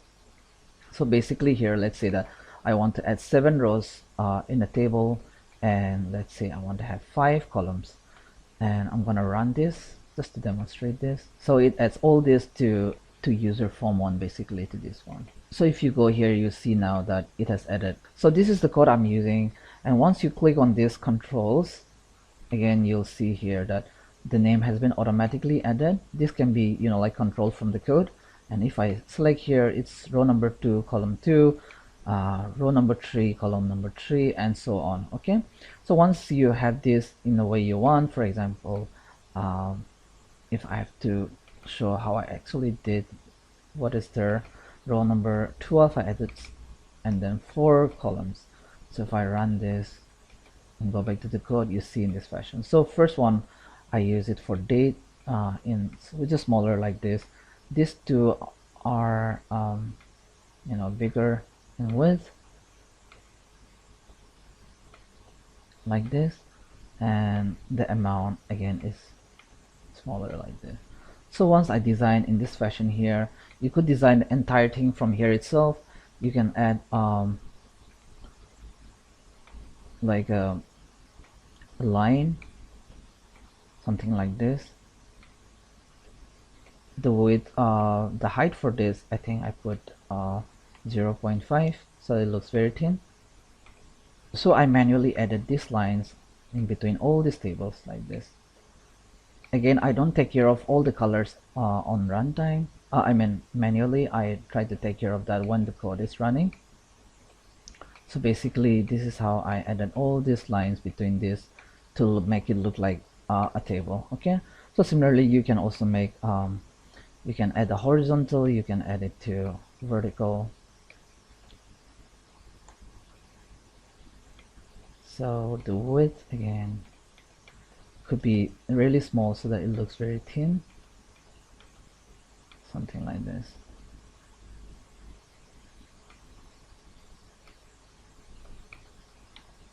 Something like this. Okay, so once I added all this, I cut and paste this to our form back here.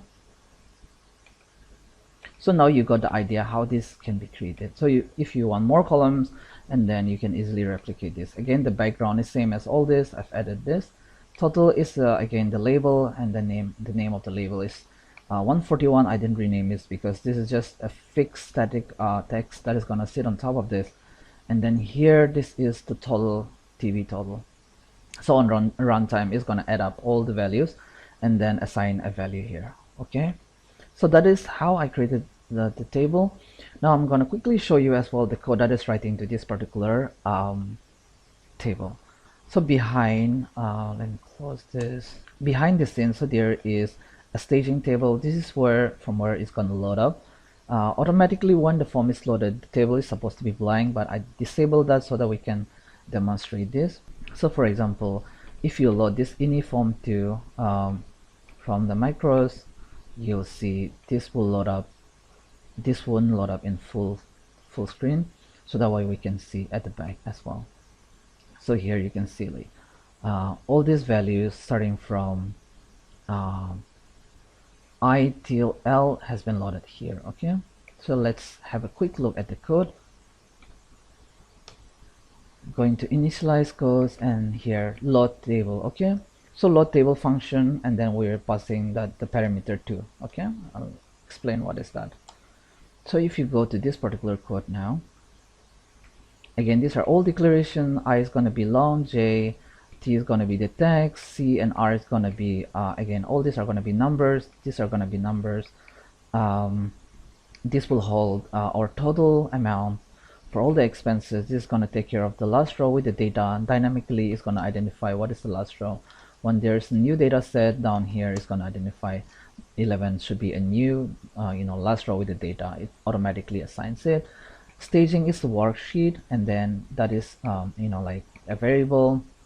So here it finds the last row with the data, and then this is about the flat scroll bar. So if you go here, you see the scroll bar. Automatically when you run this, you'll not see a scroll bar. Scroll bar gets enabled when the item is more than 12 in the table. Okay,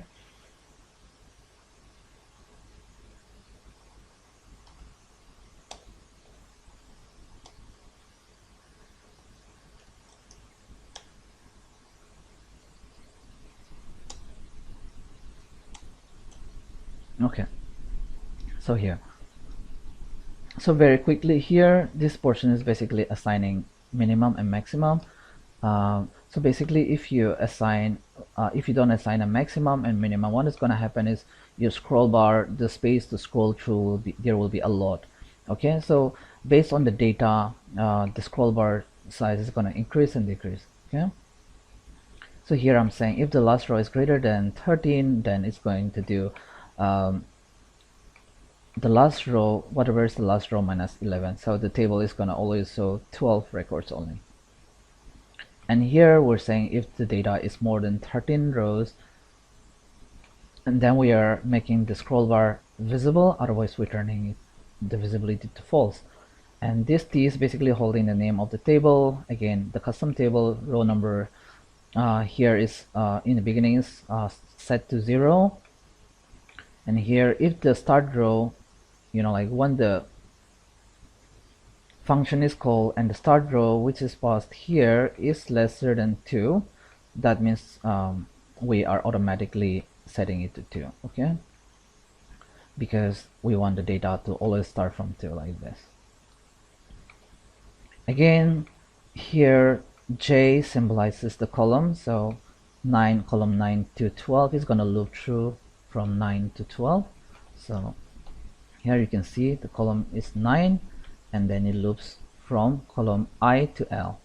So 9 to 12 is I to L, okay? Yeah. And C is basically the column for our custom table. So every time this runs, it's gonna add 1 column each. So 1, 2, 3, 4. When it reaches 4, it's gonna go back to, it'll go back to 1 after that. So here this function basically is taking the name of the field, and then second part is taking the value that you want to add it to that particular table. So if you look at this particular string, basically T is T1 or table, right? Underscore R, and then whatever is the row at that particular runtime, and then underscore C, that is again the column that we are dynamically setting. So this is dynamically constructed to refer to these cells within the custom table, okay? And here basically this portion is passing the value that we want to add to the custom table cells. Okay, if you look here, we're saying if the column is the index of the column at that point of time for custom table is 4, basically I'm formatting it with to look it like a currency, yeah, so that it looks like this. Okay, so if there's more values, it'll put a comma and so on. That is for that purpose. This is formatting it. Otherwise, we're loading the rest of the data as it is. For other columns from here to here, we're loading as it is. Okay, so if you don't format your data correctly at the source, it's gonna load. Let's say that if your date is set to general format, it's gonna load up in this fashion. Okay, so you take care of that. And the amount is basically the sum function. This is the way you can write your sum using the worksheet function and the sum, and this is the range summing. So from L2 till L and last row. So from L2 till whatever is the last row of data, now it's row number 10. It's gonna sum like this, and then at that particular value, again, this function basically takes the name of the field and then the value you want to add it. So if you go there now, quickly, again, this is a small one. This is how you can refer to control. So very quickly, let's say that when you're earlier in that first video, we learned that when the form is getting loaded, we assign a dynamically we assign a value, right? For example, so pre-fill like this. So either you can refer to a control in this fashion, or you can say me.controls, and then within this control you can assign the name of the control, and then we can say value is equal to something like this. So that code is basically constructing this portion of the string, which is representing the name of the control, and then when the code is running, it dynamically constructs what should be the cell, what should be the table, the column, and so on, and then it's adding them to these particular cells. Okay, so I think that's all for this particular section. In our last section, we're gonna discuss, and I'll show you what happens at the back end when you click on add expense, or when you click on submit report. Where does all this data get stored, and what happens to the document that we attach to this particular expense.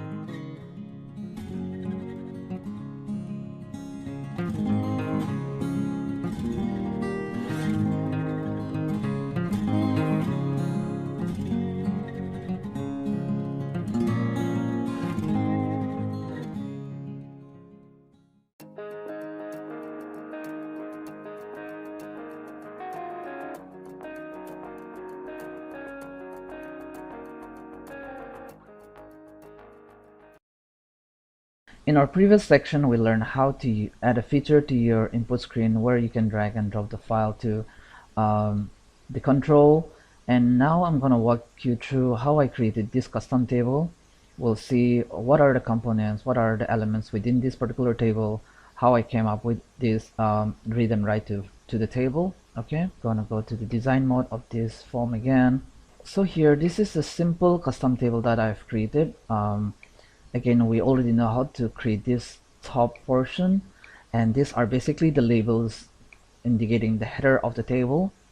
And once I click here, you'll observe that the name of the control is T1 underscore R1 underscore C1, basically representing the table name, the row number, and the column number. Okay, so if I select the second one, it's going to be row 2, column 1. So if I go down here, it's going to be row 3, column 2. If I go down here, it's going to be row number 4, column number 3, and so on.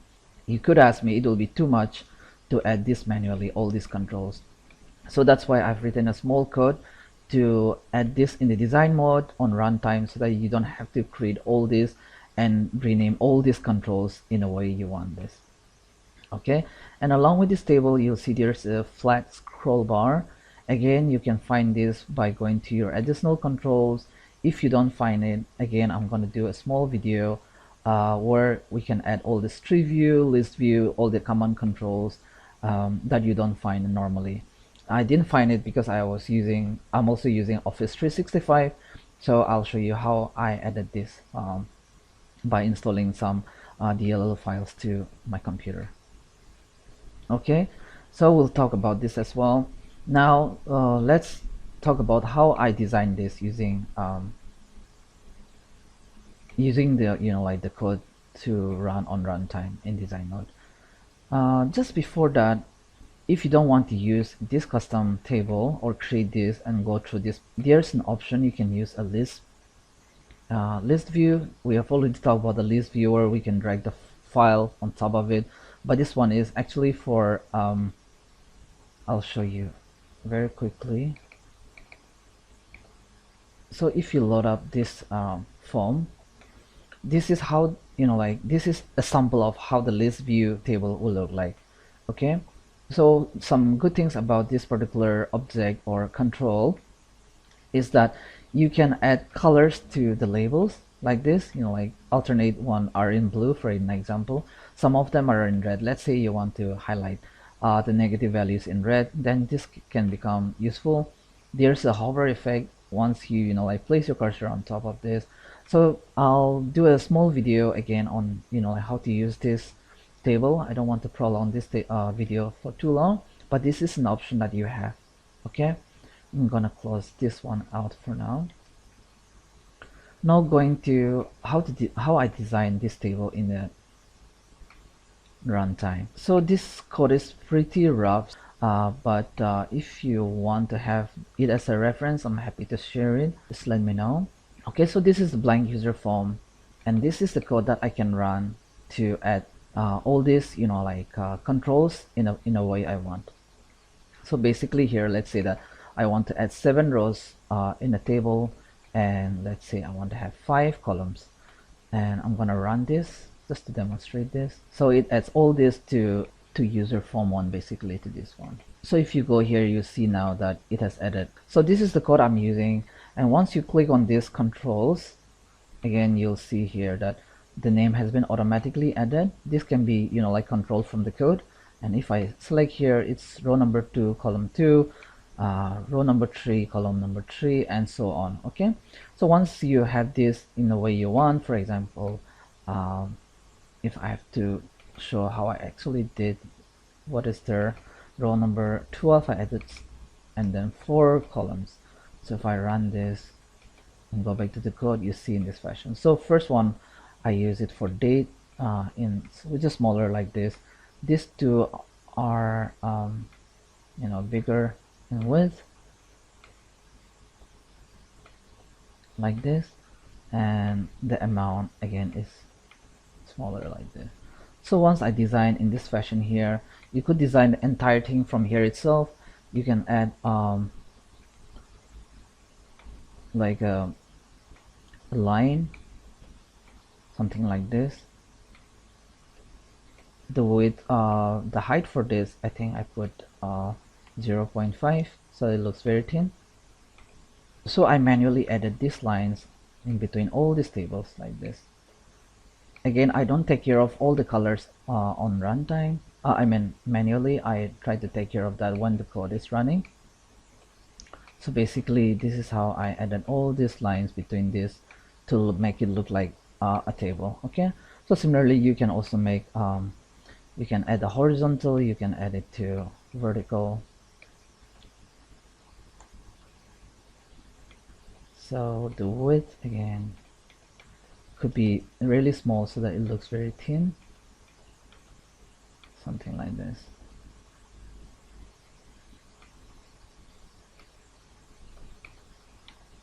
Something like this. Okay, so once I added all this, I cut and paste this to our form back here. So now you got the idea how this can be created. So if you want more columns, and then you can easily replicate this. Again, the background is same as all this. I've added this. Total is again the label, and the name of the label is 141. I didn't rename this because this is just a fixed static text that is gonna sit on top of this. And then here, this is the total TV total.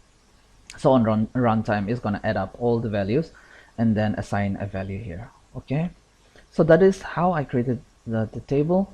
Now I'm gonna quickly show you as well the code that is writing to this particular table. So behind, let me close this. Behind the scenes, so there is a staging table. This is from where it's gonna load up. Automatically when the form is loaded, the table is supposed to be blank, but I disabled that so that we can demonstrate this. So for example, if you load this ini form to from the macros, you'll see this will load up. This won't load up in full screen, so that way we can see at the back as well. So here you can see like all these values starting from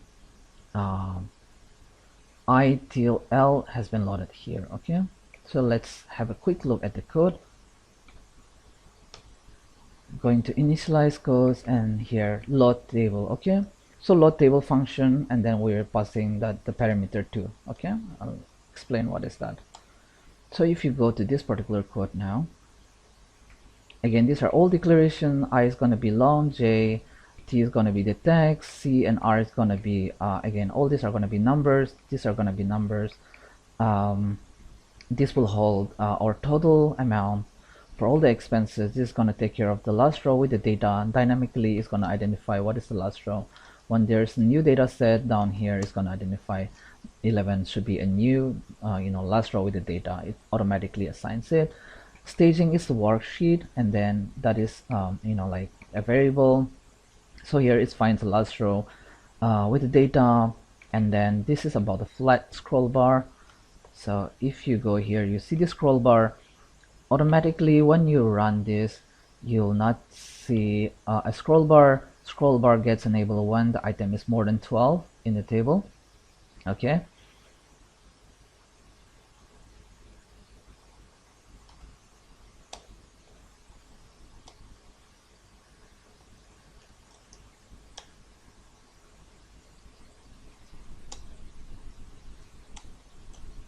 okay, so here, so very quickly here, this portion is basically assigning minimum and maximum.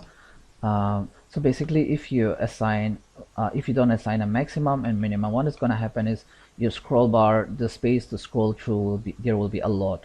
Okay, so based on the data, the scroll bar size is going to increase and decrease. Okay, so here I'm saying if the last row is greater than 13, then it's going to do the last row, whatever is the last row minus 11. So the table is going to always show 12 records only.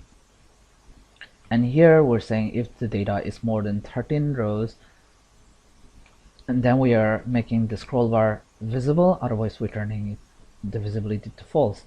And this T is basically holding the name of the table. Again, the custom table row number here is in the beginning is set to 0. And here if the start row, like when the function is called and the start row which is passed here is lesser than 2, that means we are automatically setting it to 2. Okay, because we want the data to always start from 2 like this. Again here J symbolizes the column, so column 9 to 12 is going to loop through from 9 to 12. So here you can see the column is 9, and then it loops from column I to L. So 9 to 12 is I to L, okay? Yeah. And C is basically the column for our custom table. So every time this runs, it's gonna add one column each. So 1, 2, 3, 4. When it reaches 4, it's gonna go back to, it'll go back to 1 after that. So here this function basically is taking the name of the field, and then second part is taking the value that you want to add it to that particular table. So if you look at this particular string, basically T is T1 or table, right? Underscore R, and then whatever is the row at that particular runtime, and then underscore C, that is again the column that we are dynamically setting. So this is dynamically constructed to refer to these cells within the custom table, okay? And here basically this portion is passing the value that we want to add to the custom table cells. Okay, if you look here, we're saying if the column is the index of the column at that point of time for custom table is 4, basically I'm formatting it with to look it like a currency, yeah, so that it looks like this. Okay, so if there's more values, it'll put a comma and so on. That is for that purpose. This is formatting it. Otherwise we're loading the rest of the data as it is. For other columns from here to here, we're loading as it is. Okay, so if you don't format your data correctly at the source, it's gonna load. Let's say that if your date is set to general format, it's gonna load up in this fashion. Okay, so you take care of that. And the amount is basically the sum function. This is the way you can write your sum using the worksheet function and the sum, and this is the range is summing. So from L2 till L and last row. So from L2 till whatever is the last row of data, now it's row number 10. It's gonna sum like this, and then at that particular value, again this function basically takes the name of the field and then the value you want to add it. So if you go there now quickly, again this is a small one. This is how you can refer to control. So very quickly, let's say that when you're earlier in that first video, we learned that when the form is getting loaded, we assign a dynamically we assign a value, right? For example, so pre-fill like this. So either you can refer to a control in this fashion, or you can say me.controls, and then within this control you can assign the name of the control, and then we can say value is equal to something like this. So that code is basically constructing this portion of the string, which is representing the name of the control, and then when the code is running, it dynamically constructs what should be the cell, what should be the table, the column, and so on, and then it's adding them to these particular cells. Okay, so I think that's all for this particular section. In our last section, we're gonna discuss, and I'll show you what happens at the back end when you click on add expense, or when you click on submit report. Where does all this data get stored, and what happens to the document that we attach to this particular expense.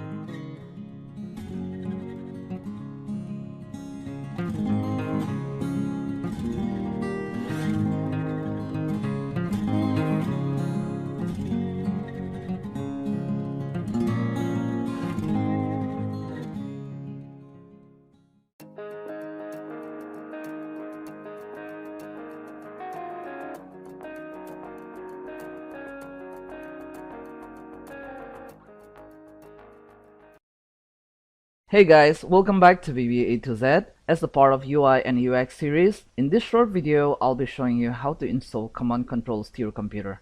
If you do not find controls such as list view, month view or calendar, date picker, the tree view, flat scroll bar, and so on from your user form, this video is for you. If controls are missing from your computer and they are being referenced in your project, you'll see an error: object library invalid, or contains references to object definition that could not be found. In the following videos, I'll be showing you how to use these powerful controls. If you do not have these controls installed in your computer, you'll face an error. So just follow this short video to install updates to your computer. Please find the link to download the package from the video description. Let me go there now. This is Microsoft official site. Once you go there, you'll find a download button here. So basically the requirements and every details of it is written here. So if you want, you can go through that. But if you are using any Windows from Windows 7 and above, you should be okay. So click on download. It'll go to your downloads folder. So basically this is the package that you need to install. You don't have to, like use a command line or anything to register this. But if you're curious as to what is behind this package, you can just extract it to the folder. And then here you'll see all the items, DLL files, OCX files, which will be installed to your computer based on the requirement. Okay, so you can simply run this. Even if you already have it, it's okay to run it. So once you run it, it will update your computer. It will ask you, are you sure you want to update this command controls? Because these controls are not just used from UserForm, but from various interfaces, be it .NET, or if you're using any programming from C# or other controls, Windows interface, then you'll be accessing them. So just be aware of that. And I'm gonna run this, and then it's gonna ask you, do you want to go ahead, and just click on yes, and then it'll say this is done. Okay, so this as simple as this. So this particular again, these controls are basically for tree view, image list, and so on. If you go to additional controls, you'll actually be able to see this. So for example, date and time picker is from MSCOM CT2. The flat scroll bar is from CT2. Tree view is from CTL, for example, up and down from CT2 extract. Okay, so this will take care of the tree view, list view, and so on. But in case the date picker is missing, there's a video already which you can use, refer to. It's a very simple video that I made some years ago. Let me quickly go there and give you a quick walkthrough, and I'll leave the link as well. Okay, so if you go there, basically it tells you to download, I think, the OCX file, this OCX file, and then you just need to paste it into this Windows folder called syswall64. Once you install it here, then you need to copy the path, and then you need to run a command line to register this. So here, just copies this particular path where the object is being pasted, and just runs this. It is as simple as that. So I'll leave the link to download this particular object as well as on how to register. You can refer to this video for that, and then you should be good to go on this one. If you're not aware, you can also create new tabs and like have them, for example, here I create a new tab, and then I drag all the command controls here, so that's easier to find. So after you install this package, and then for the date control, if you do not see them, follow that video along. And then once you go to your additional controls, you should be able to see all these items that you need to check, and should be available for your interface. So that's all I have for you now. In our next video, we'll go in detail on how to use the powerful list view control to display data sets in various ways. Thank you so much for watching. Please do not forget to leave a like and subscribe to our channel for upcoming videos. I'll see you in the next video. Bye bye.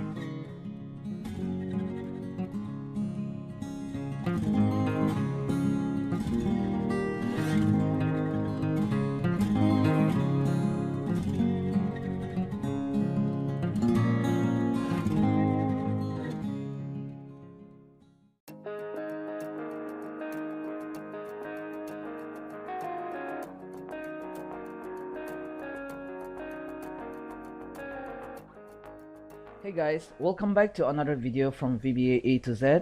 My name is Long Pamay, and in today's video I'll be showing you step by step on how to use the powerful list view control in UserForm. If you missed our prior videos, you can find them from the playlist called Professional UI/UX. As always, project files and source codes are free for download and use. The only request from you is to support my channel so I can keep sharing all these useful videos. So before we begin, please do not forget to subscribe and hit the bell icon for upcoming videos. A list view can be used to display a collection of items in a controlled way. It provides several ways to arrange and display items and are much more flexible and powerful than the list boxes. For example, additional information about an element or an item can be displayed with an icon and the labels and captions. Not all the properties are accessible in the user form without extending it through APIs like grouping items. But if you're interested to read more about it, I'll leave a link in the video description so you can go through it whenever you have time, and I'm happy to answer if you have any questions. If you do not see list view control or image control in your user form toolbox, please find the link to install from the video description. Before we jump right into it, I'll give a quick demo of some of the work I've done. Loading the first form. This is like the list view that I've added to the user form. As you can see, there's a grid line, there's a hover effect on the selected item. For the amount, you can see the amount listed in negative or in red, like positive ones in blue with the formatting. I think the header, clickable header buttons, and so on.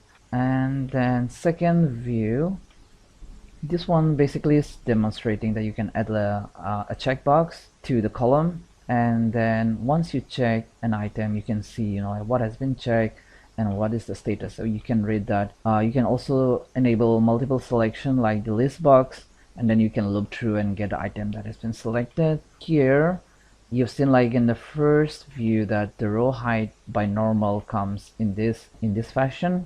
So if you have to increase the height of the row, there's no property to set that, but there's a small way to accomplish that.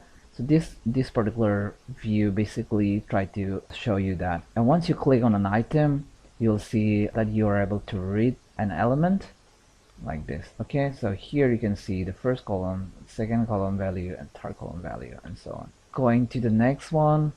This one again, this basically all the icons that you can add within the list view. This is just a demonstration. This icons actually does not symbolize anything at the moment. It's just a way to demonstrate that you can add those in this fashion. So with the icon, the label, just the text, and then here just the icon, text, and then here is an icon with the text, and here you see is the text, and so on. Okay, so we'll go about like how to create that as well. And loading this up. This one here is like again the list view, but in this list view you can drag an element, like within the list view you can move an element like this in this fashion. And the last one, I think basically here is the height of the row that you can set, and then these are similar to the ones we have looked in the first one. Let's start creating a new form. Insert a new form, and here we're going to insert a list view. And if you do not see this list view control, right click on the like on the toolbox, and then go to your additional controls, and then you find you scroll through and find Microsoft list view. Here it is. So you find this. The version could be different for you, so check this box and then click on OK. So once you have it, you select that and draw it into your form. So we'll start with something basic. Here you can rename the like any controls. You can select the item, and then you can set the name to it. Let's call this maybe this view one, something like that. And the appearance could be flat, and then the border style, you can fix it. You can put it to none. Checkbox, you can set all these properties from the code as well. So we'll not go too much into it for now. You can set the background, you can set the picture, and so on, but you will not be able to set the row colors, the differentiation, and all this, though you can set the for color. Okay, let me add one button here, and we'll say add items, something like that. So if I load this up now, nothing happens. Now we'll start creating adding some items. Okay, we'll say list item as and list item itself. Okay, and then we'll say with me dot list lv1, So that's the name we've already put. And here you can say, you can specify the view type. It could be, we'll start with the report with the default layout, and then you can specify the grid lines. Basically, we're trying to now accomplish our first view like this, okay? So going back to the code, and here you can say hide column headers to false so that the columns are visible. So if I do this now, just the grid lines, no headers yet. So now let's add a header. I'll replicate this block. I'll tell you why in some time. So we'll say here, column headers dot add. Here index and key, something you can leave it as default so that the control will take care of that. So comma, and then within the text you can maybe say something like first name, and here you specify the width, something like 79, and then replicate the block. This can be the last name, so, and then the same width. So load it again. So here first name, last name, that is a column, okay? So now you know how to add, set a view of some properties has been assigned, and then here you're adding a column. Now let's add the list item, okay? So talking about the list item are, in the most layman term, you can say it's like a row within a table, okay?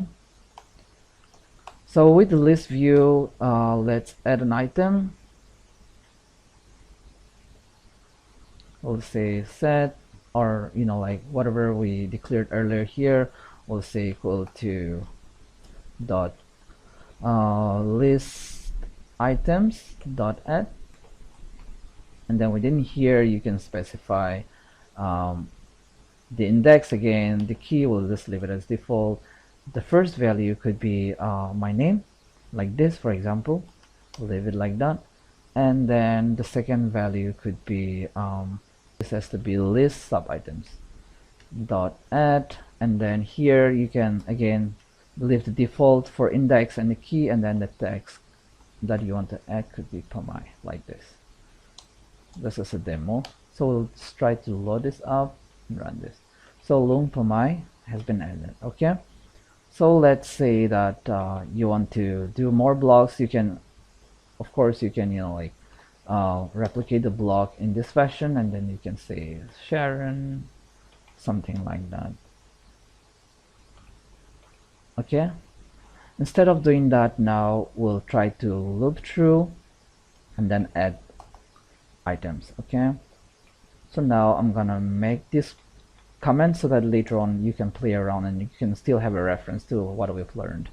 You can download this from the video description, okay? Now we'll declare more variables. Let's call this team R to symbolize our row number, which will be a number type, and replicate this, and we'll call this two variables C and R. Now we'll use C to loop through and add columns, okay? I'll say for C is equal to 0 to, so the column starts from 1 to 11.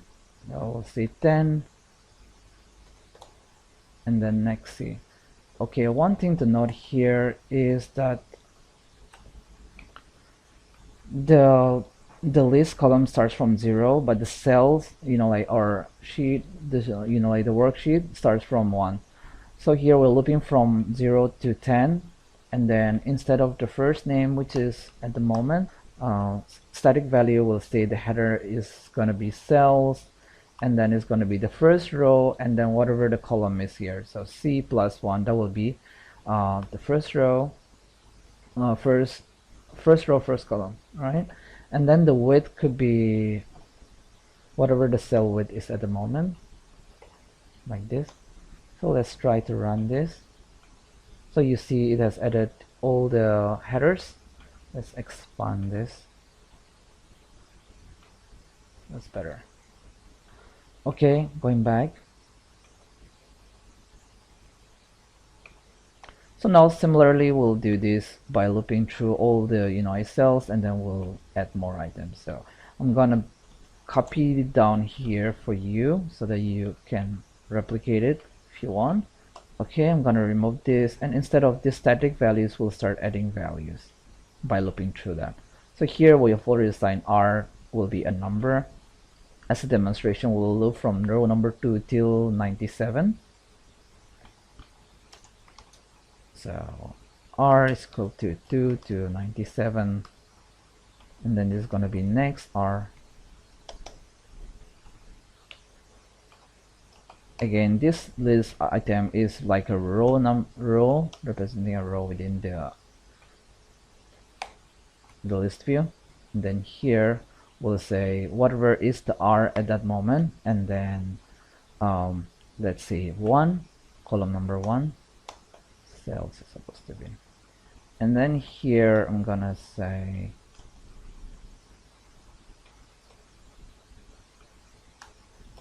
so this is from column number 1, column number 2. So the code is gonna loop through each row like this, 1, 2, and so on. And at that time I'm assigning a value from each column like this. So far only 2. Let's try to load this and see if it works. So it has added, you know, all the values. So we replicate this for all of them. So you can loop through and do this one as well, similar to what we've done here. But for simplicity's sake, again, I'll just, you know, like do this. Replicate the blocks 4, 5, 6, 7, 8, 9, 10, and the last one is 11. Okay, so run this, and then you can see that's loaded the whole table from the backend to your list view. Now you can see the numbers are still, you know, like in the format, you know, like it's not set yet. Let's try to set that. So here I can say format, and then here you can set a specific format. So let's see what format has been set here. Control 1 will bring up this window, and let me copy this and put it here. If I run this now, the, you know, like all the, you know, like formatting is done without the for colleague yet. Let me just get rid of this. That looks better. So one quick thing, we'll try to use this the list sub item, you know, like I will say theme. We'll just call this list cell, or you know, like this is basically list sub item, something like that, as list sub item.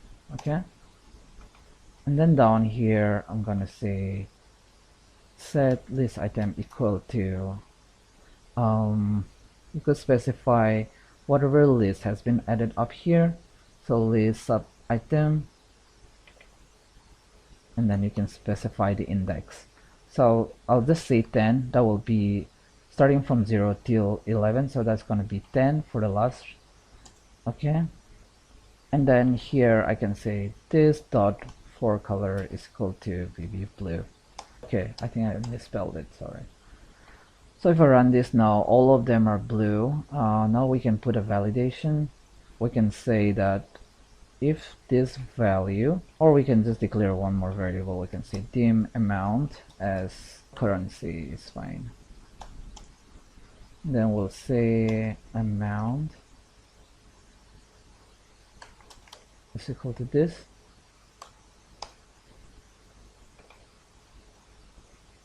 Format this.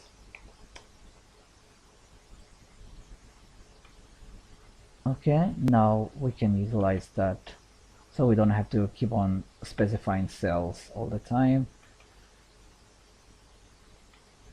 And here we can say if amount is lesser than 0, sorry, then we can say we want to have it as red, else gonna be blue. Okay, so let's try this.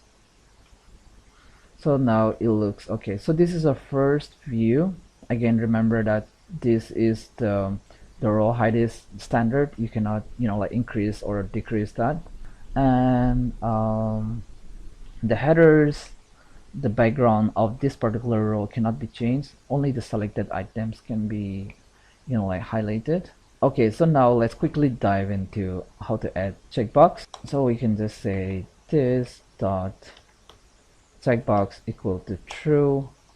Okay, so if I load this now, there's a checkbox. So you can only add a checkbox to one of the column within the list view. But let's say that you want to have the checkbox somewhere else, not in the first column, so you can move around this particular column. Okay, so let's try that.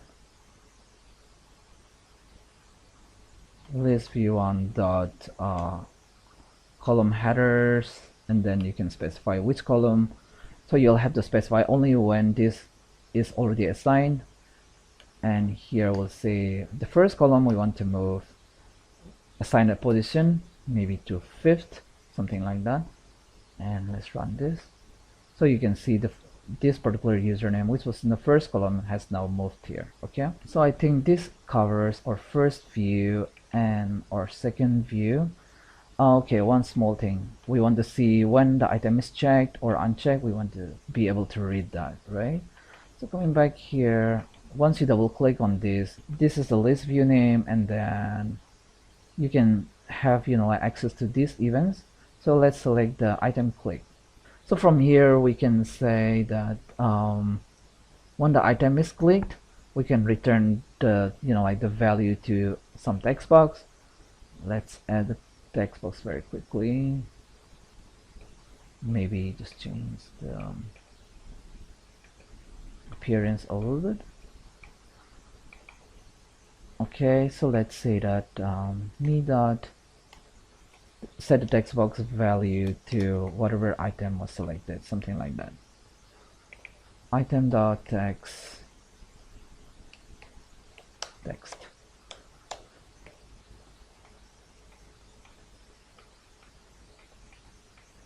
So when it is checked, it is showing us the value, and let's say that we want to read the status as well. We can also use the clicked. If we use this, it's always gonna return us. We can also specify which item has been clicked. First, let's see the status. Item.text and item.checked. I think that should do. So it says true, and then it says false. Whatever item has been selected, here this part is the status. Okay, so maybe we'll just bifurcate this for now, something like this.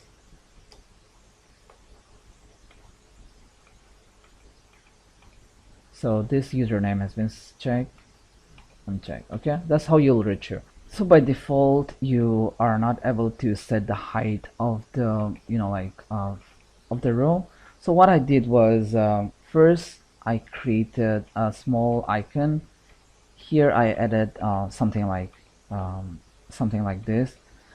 Really doesn't matter, but so here I took like an image. Okay, so that I'll set the height of the row based on the image after adding that to the list view. So let's say this is the height.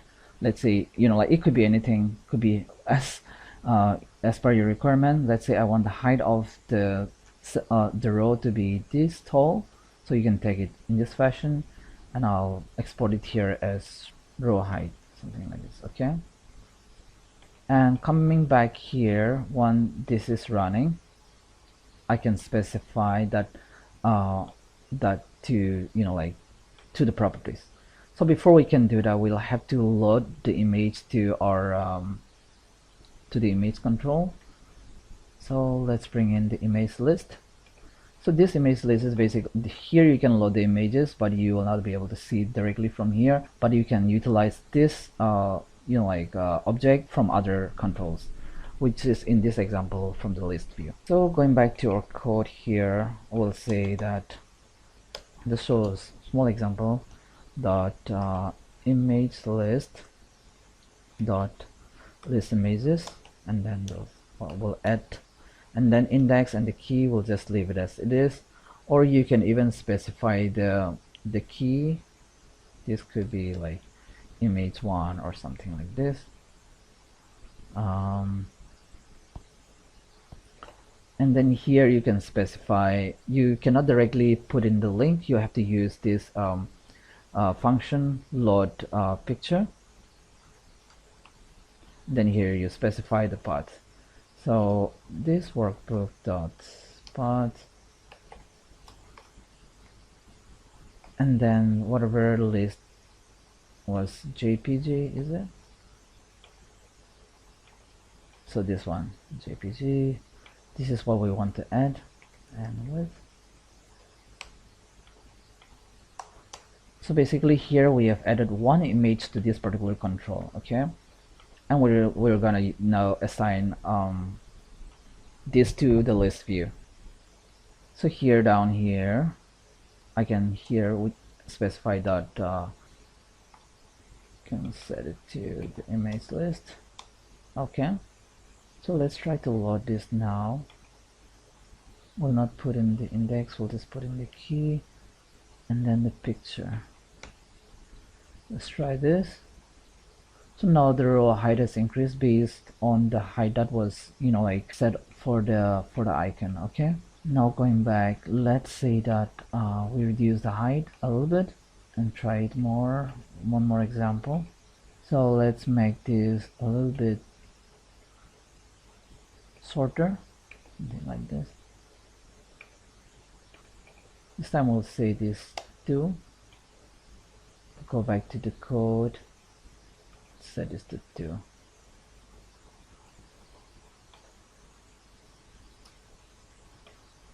So now it has become, the row height has decreased a little bit. Okay, so this is how you can set the height of the list view as per your requirement. Okay, that is one way to do it. Now let's go to the next one. Now we'll start looking at, we already started in a sense, but I'll show you how to add all these icons to the list view that we have right now.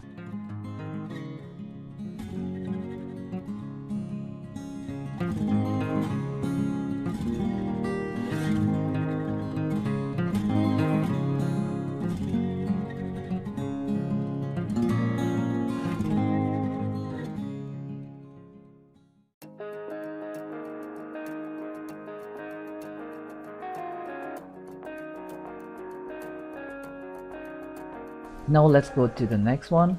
Now we'll start looking at, we already started in a sense, but I'll show you how to add all these icons to the list view that we have right now. So before going that, you know, like as usual, I've gone through web page. We went through in the first video, and I've downloaded all these icons, and these are the icons that I'm loading there. So first, again, you can, if you have many icons, you can loop through here. For example, in this code, I'm looping through all the items within the, you know, within the folder that is ending with JPG, but you know, like it's totally up to you how you want to do it. For now, I'm gonna manually add these items and share that this is unique like this. So let's add 4 images to this, and I'm gonna rename this to 1. So just 1, and then in the bracket 1 2 3 4, so that I can easily identify them.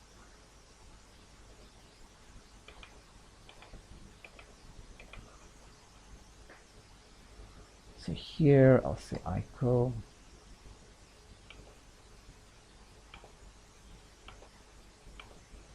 So again, for simplicity's sake, I'm gonna do this in the, you know, like in a simpler fashion so that you are able to follow better.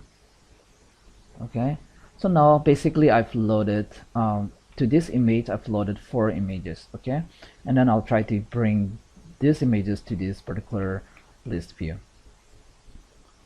Now here I'm saying that my view is going to be this, and then the icons are going to be coming from this particular image list. Okay, and then coming down here, let's try to set an icon to this one. So here, for example, this is the list item, and then this is the sub item we're adding, and then this is, again, we've already gone through this index key, and then this is text, and then right after that there is an icon. So maybe you can specify index number for the image here. You can even specify the name that you've added to these images. Okay, so well, let's try this once first. So I'm saying just add the first image from the image list. So you can see all these are ticked. So this is as simple as it can be to use this. Let's say that for the third column we want to add another image. Let's say this is first, I think. Well, let's say we want to add this second image. Again, this can be dynamically set based on the value. We have already seen an example here that you can specify what will be, the item that we declared earlier for list sub item.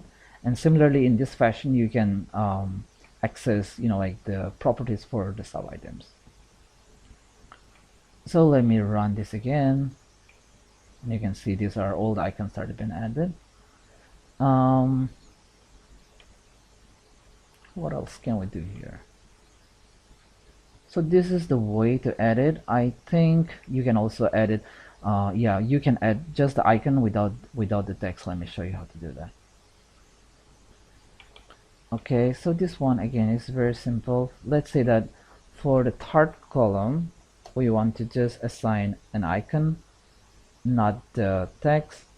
So you can simply just get rid of the text parameter here. The text portion, I'm just going to remove it, and then here I'm going to say for example. So our fourth icon is this. I'm gonna love this. So here, just added the icon. Okay, I think this is because we moved this item, the index must have changed, but you get the idea. This is just the icon without the label. Okay, that's how you can do it. So before we end the video, let me quickly show you how to read an item that has been selected. Now let me add this additional text box.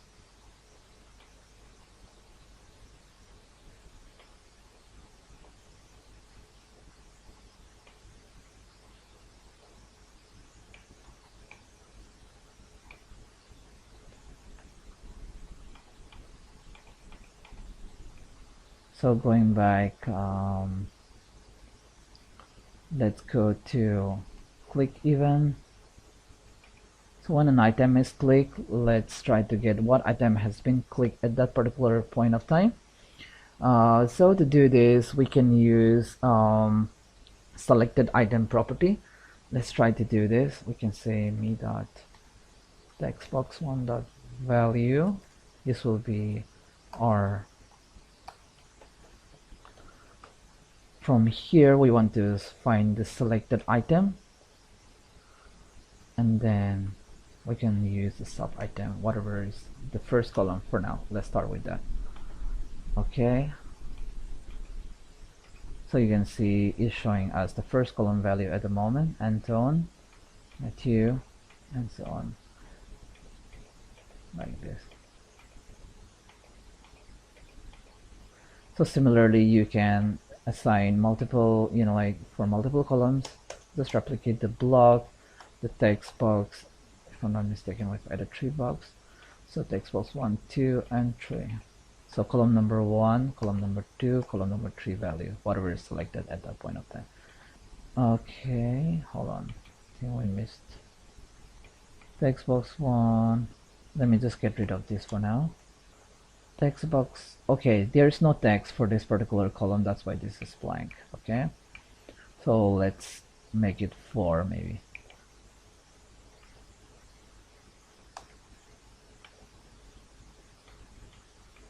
Yeah, so 4th column is.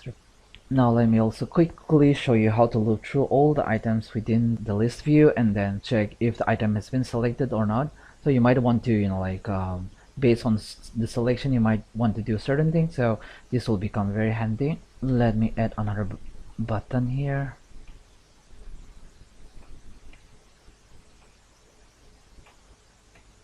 For now, and we can say get selection or something like that. Okay, here we'll just write a small loop again. We'll loop from 0, that is I think 1, starts from 1 to list item dot counts. Okay, first we'll try to print this out in our immediate window. Okay, here we'll say just get this one again, and I want to reverse the index at that point of time dot text maybe. So if I do Control G and run this now, if I run this now, it's basically just gonna give me all the names, right? Now with the name we want to get the status of the selection, so we can print this to the sheet as well, but for now let's say that list item dot selected should do, I think. Selected. So if item is selected, this part will return true, else false. So let's select this one, and this. So I've set the multi-select property to true for this one, and now I'm gonna click on. Now there are too many items, but you can see say nice here. So all the items that have been selected will return true. So there are too many items at the moment, that's why it's not able to print it here. So maybe we'll write this value to the worksheet. So instead of printing here, we can say cells. Now we want to print it out here. We don't want to override sheet 1 data, so we'll just call this output for one moment, and we'll print the value from there to that sheet. Okay, sheets, and this is gonna be output.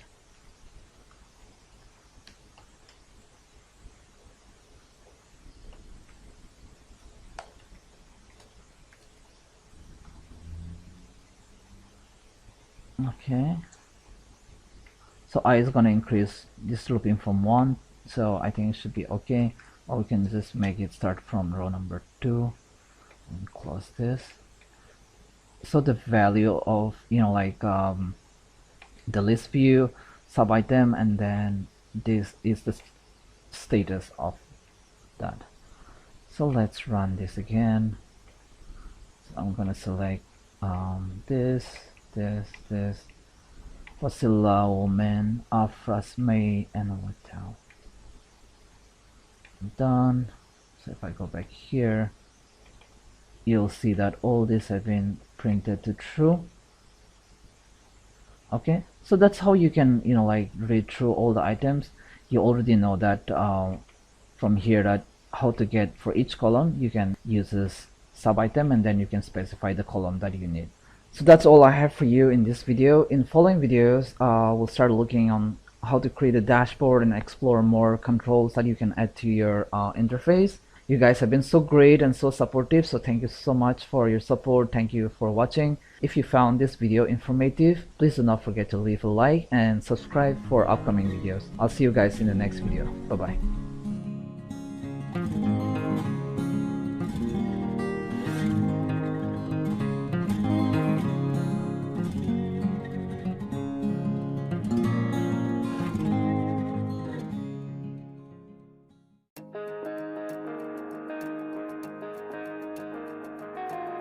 Hey guys, welcome back to another video from VBA A to Z. I'm Lung Pamay, and in this video I'll show you how to create a custom progress bar or use an inbuilt progress bar in Excel UserForm. The same method can be used across applications. If you missed our prior videos, please find them from Professional UI/UX playlist. As always, project files and source codes are free for download and use. The only request from you is to support my channel so I can keep sharing all these useful videos. So before we begin, please do not forget to subscribe and hit the bell icon for upcoming videos. Progress bar are a great way to engage and calm your users. You can use them to set expectation and give them an impression about an activity happening in the background. This is something you can include in your application or program to improve your user experience. To begin, let me quickly show you some of the things I've put together. First, I'll load the inbuilt progress bar. So you'll see it progresses with the small bars, blue bars, like this. Okay, that's inbuilt. The second one now I'm gonna show you, this is customized like this, so you can include more message and like information in this progress bar itself. And the third one that I'll show you is this is basically a GIF looping. Okay, so these are the three things that I'll quickly show you in this short video. Let's first start with the inbuilt progress bar. For this, we'll insert a user form, maybe smaller like this, and we'll first put a button maybe to cancel, something like this, and look for this is the progress bar like this. If you do not see this, just right click, go to additional controls and look for progress bar.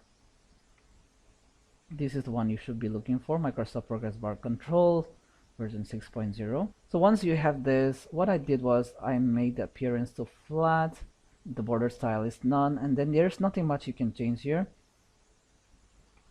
But this is really powerful and really useful control. So most of these controls can be taken care of from the code itself. So here the thing you need to know is this maximum and minimum.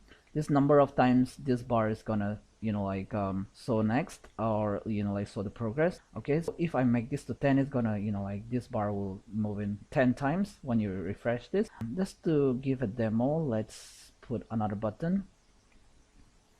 So once you load this, right now you'll not see anything, so unload. Once you click on cancel, you can just unload the form and then any type of code that is running. So basically that's what you can do. And just to demonstrate this, I'll add a button here. And for now, let's set this progress bar maximum to 10. And I'll say every time this button is clicked, we'll increment it, okay?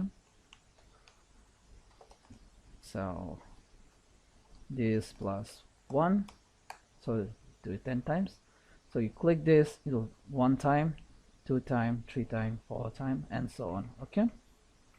Now let's say that you have to put this in your code. Basically this is the part you can directly have a function to increment it every time you refresh this. Before you can put this in your code, you can set the maximum before the process runs. That way you know what is the maximum, what is the number of times this progress bar is to be refreshed. Okay, now this is simple, and the code that is behind, as you already know, we are using the same code to hide the menu and load it up in the middle of the application. So this is to start up the form in the middle, and then this is to hide the menu bar, and then these are all the APIs relating to that. Okay, now let's go to the second one, this one. Okay, let's have a look at this. So basically what I did for this was I created a form like this, and I inserted 2 image controls. You already know this from our prior videos. Basically this for stop button, this for close button. Okay, and I'll browse the image, this for close, and this one is for stop, something like this.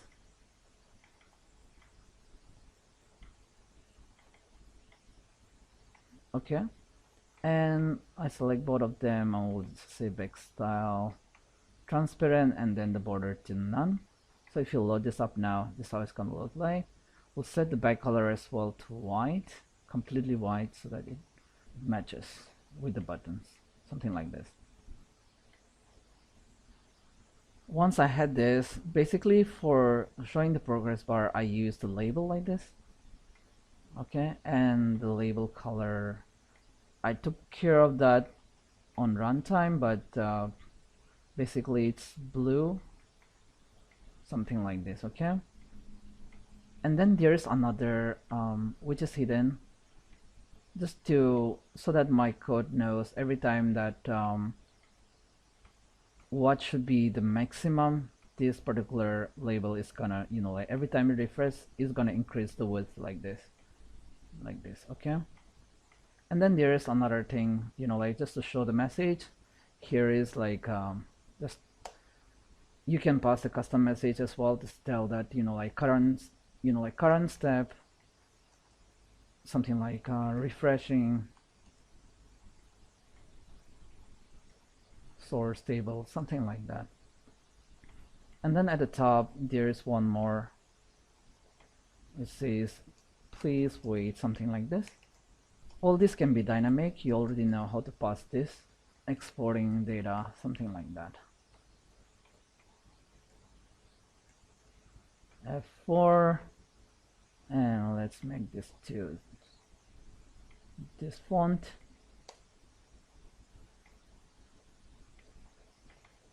Something like this. Okay, so that's the idea behind the design. Nothing much. I'll show you the code that runs. Again, all these are set to transparent, backstyle, so that it matches with the form.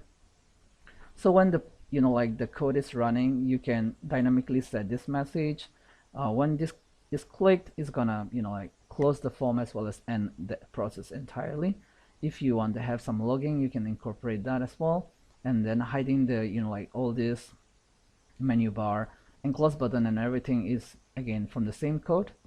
Now let me quickly show you the code behind this. So there will be a module called VBA to Z, progress bar.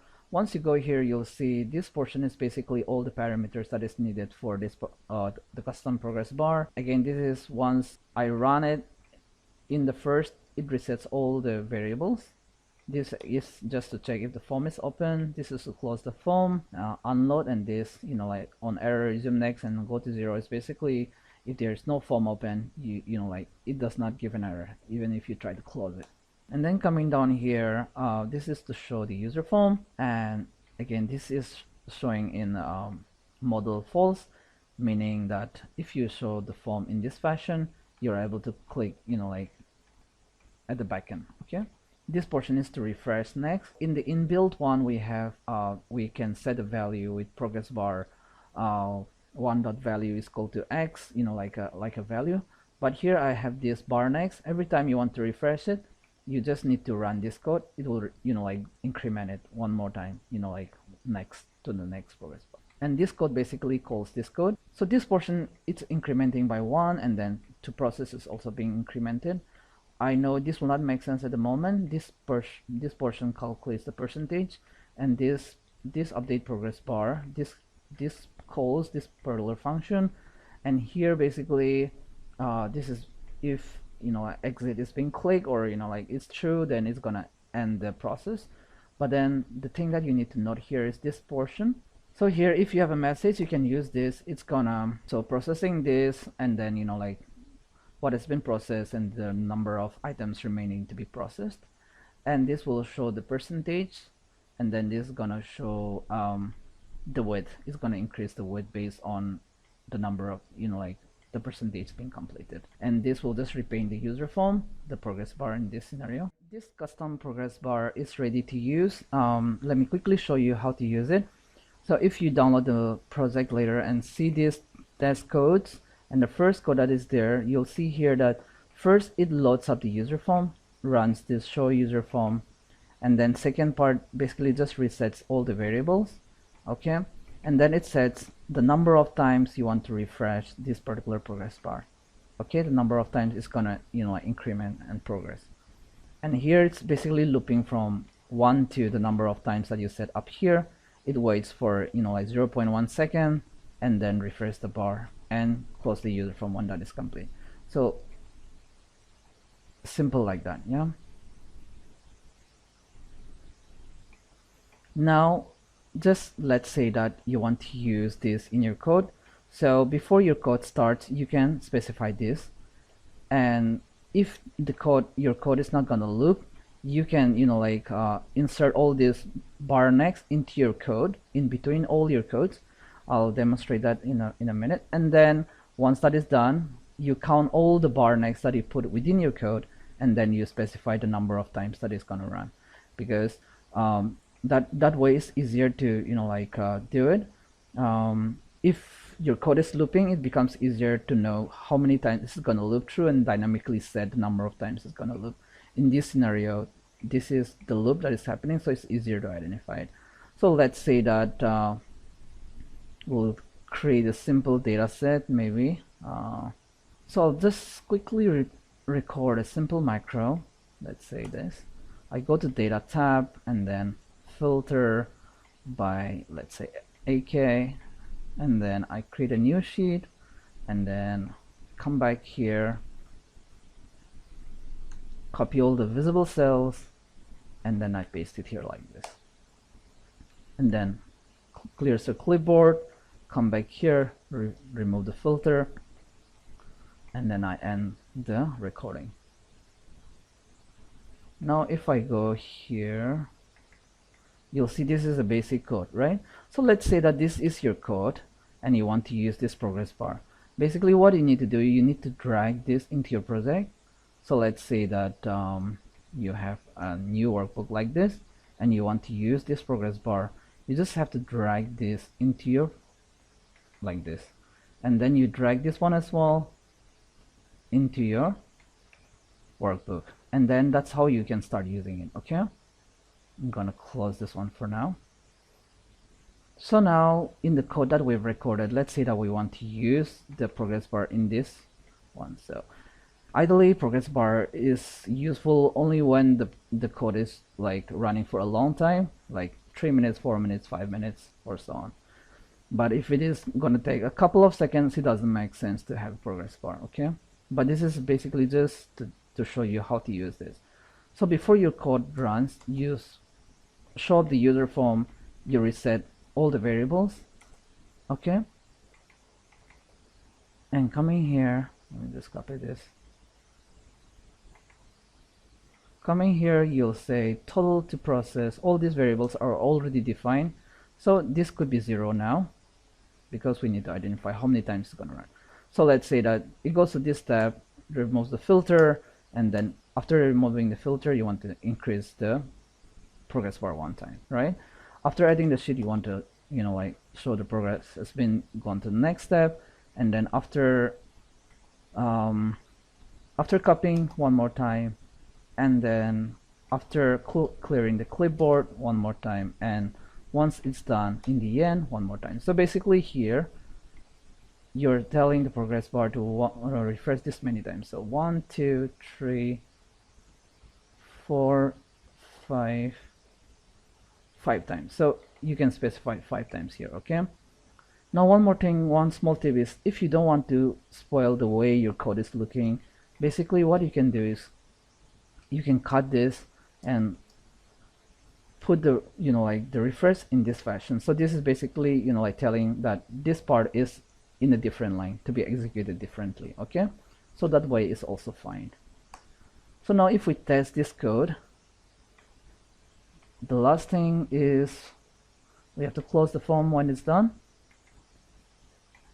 like this. Okay, so if we test this code now,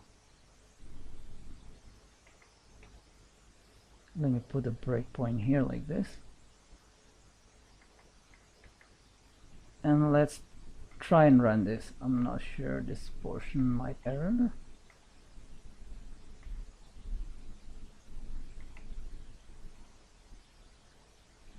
Let me just remove this.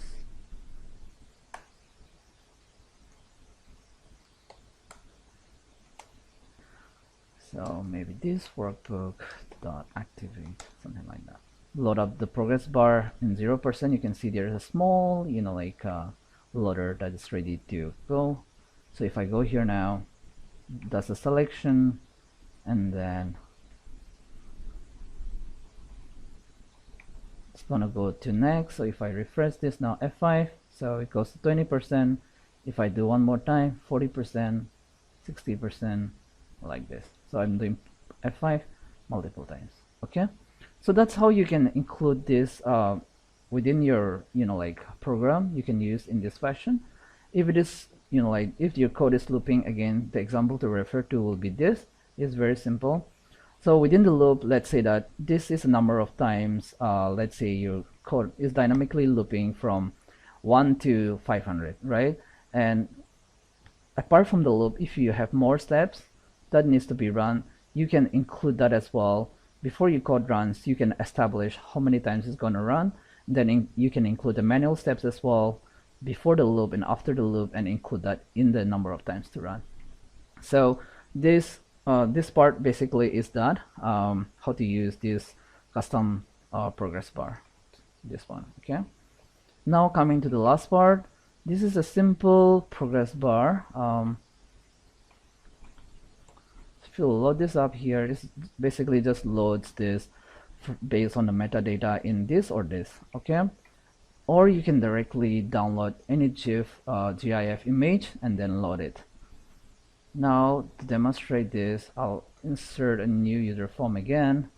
So here what I did was insert this web browser, and then I assign navigate this browser to the GIF. So it basically opens up in the HTML, and then it's gonna load up like in the web page. Well, let's have a look at the code.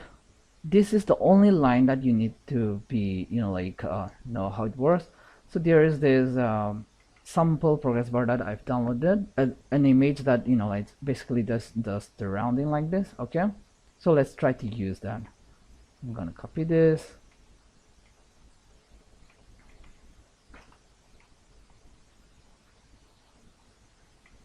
Now going to our user form, so I'll say me dot web browser one dot navigate, and then here you can just put the URL. Okay, now for the URL, let's put the local file path like this.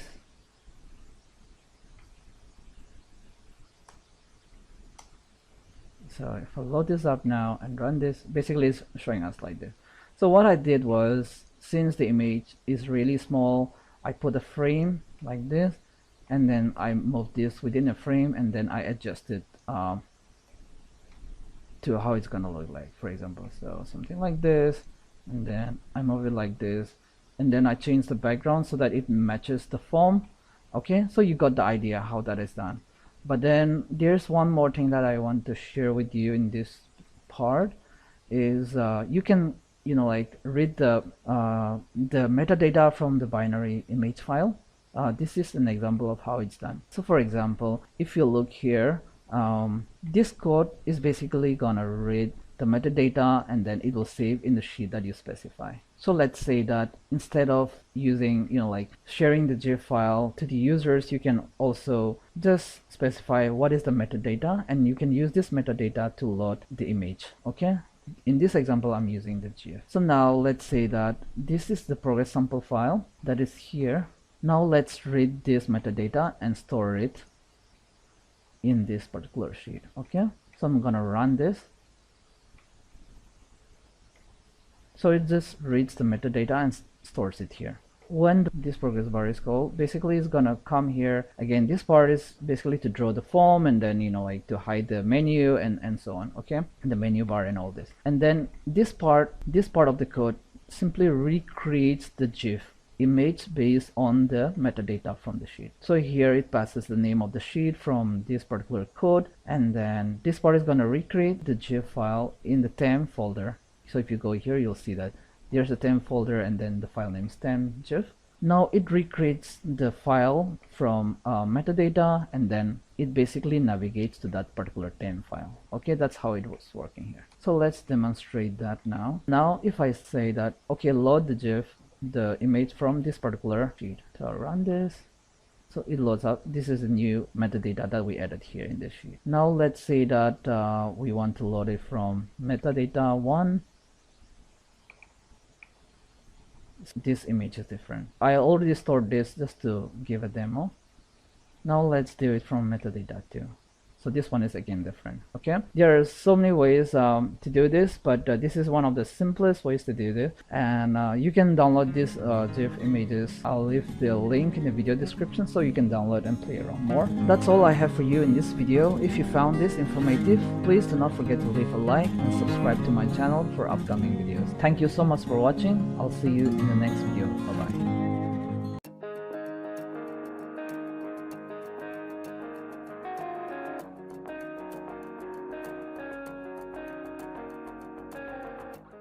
Hey guys, welcome back to VBA to Z. I'm Long Pamay, and in this video I'll show you how to create a drop-down menu with an image. If you missed our prior videos, you can find them from Professional UI/UX playlist. As always, project files and source codes are free for download and use. The only request from you is to support my channel so I can keep sharing all these useful videos. So before we begin, please do not forget to subscribe and hit the bell icon for upcoming videos. In our previous videos, we've gone through how to create the drop-down using a combo box. Today we'll utilize image combo to add an image to the drop-down menu. For demonstration purpose, we'll add few countries to the drop-down along with the flags. Okay, so now going back to editor, we'll insert a new user form.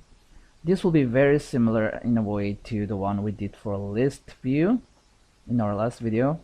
Now let's bring the image list. This is where we'll be adding all the flags, and then look for image combo like this. So if you do not find this, right click additional controls. I think you're already familiar with this by now. We have to check the image combo box and then the list image list control as well. Okay, now coming back here, first we'll add all this image to the image list here. Okay, so select the user form and then we'll say width dot image list dot list images. So here we'll add the image, we'll leave the index, and we'll specify the key. Here, for example, the first one we want to add is Australia. This could be, like anything like this, image one, that is the key. And in the image, we'll again use the load picture, and here we'll specify the path like this. Okay, so if we load this up now, nothing is gonna happen.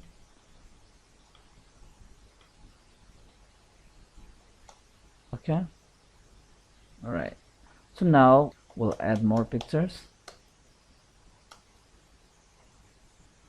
So we can dynamically do this as well by looping through all the image in the directory. You can find the same code from the blog or from our prior videos. So I'll quickly add it like this, and we'll call this image 1, 2. This has to be unique. So 5 flags have been loaded. These are the like images loaded to image control, to this one, and then we'll pass these images to our combo box. So say with me dot image combo,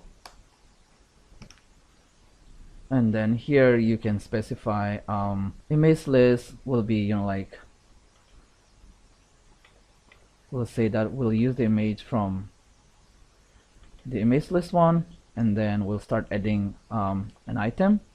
Then here you say combo items dot add, and then again you can leave this as default, the index key, and then in the tag, the first one we want to add Australia, and the flag will just link to the first image. Okay, you can also specify by the name as well. Similarly, we'll say 2, 3, 4, and 5, and then we'll rename this accordingly. So the second one is Brazil.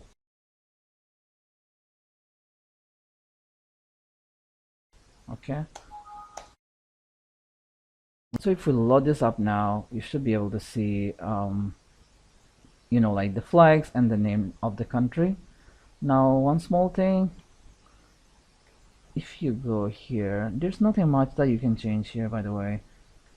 But here you can see image combo box. If you want, let's say like select language or something, you can, or in this example we can say country like this, so it will become the default like this. Or you can also specify the value in advance, what needs to be selected. We can say combo box dot combo items dot items, and here you can specify what to be selected. Let's say we want to select Japan. You can specify index 3, and then we'll say selected equal to true, like that. So if you load up now, it'll show Japan already pre-selected. Okay, so if you have to rate this, whatever was selected, you can uses a very similar approach that we use for our list view. So here we can say, let's see, there's a text box, something like this. One for the text, and then one will try to get the indexed. Okay, so we can say me dot text box will pass the value. Here we'll pass the image combo text. First we'll pass the text, this, and then in the second text box we'll put in the whatever was selected, index of that. Okay, so South Korea is selected, Australia is selected, United States selected. Okay, so this is a short video. I'm doing it today before we move on to the next control. I hope you found this informative. Please do not forget to leave a like and subscribe to my channel for upcoming videos. I'll see you in the next video. Bye bye.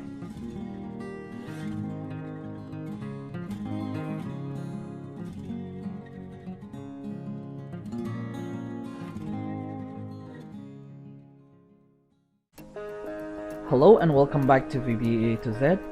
I'm Long Pamay, and in this video I'll be showing you step by step on how to use a tree view control. If you have missed our prior videos, please find them from Professional UI/UX playlist. As always, project files and source codes are free for download and use. The only request from you is to support my channel so I can keep sharing all these useful videos. So before we begin, please do not forget to subscribe and hit the bell icon for upcoming videos. Let me quickly show you one of the small utility I built in for Excel where you can use the tool to display the formula in a tree view. For example, here it's a small form and the top portion is a text box, and here's a tree view. If I click on the cell, which is a formula, and then I load the formula up into the tree view, it shows me the formula itself, the value it's looking up. It highlights the cell itself where it's doing the lookup, and then once I select the array table, it highlights from where it's doing the lookup and then the index and so on.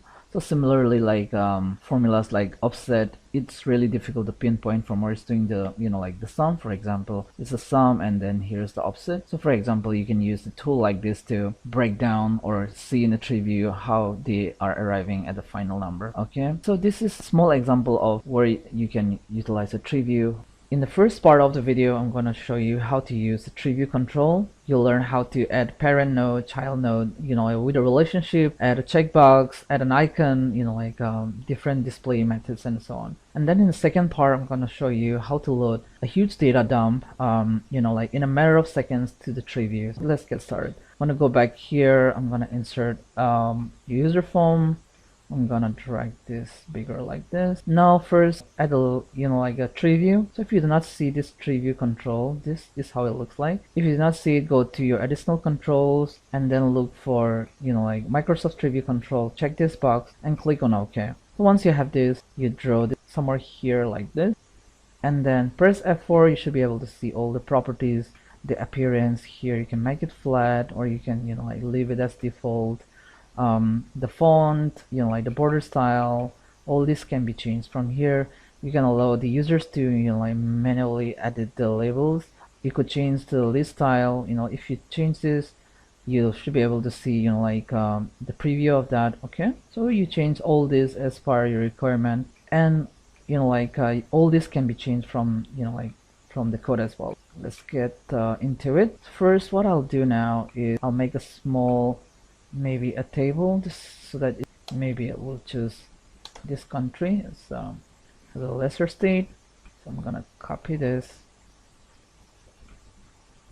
I'll add the data here like this. So for now, I'll just get rid of all this data. Okay, so one country with all the the states within it. Okay. So first we'll add a parent called Hungary, and then we'll add all the states within it. Going back here,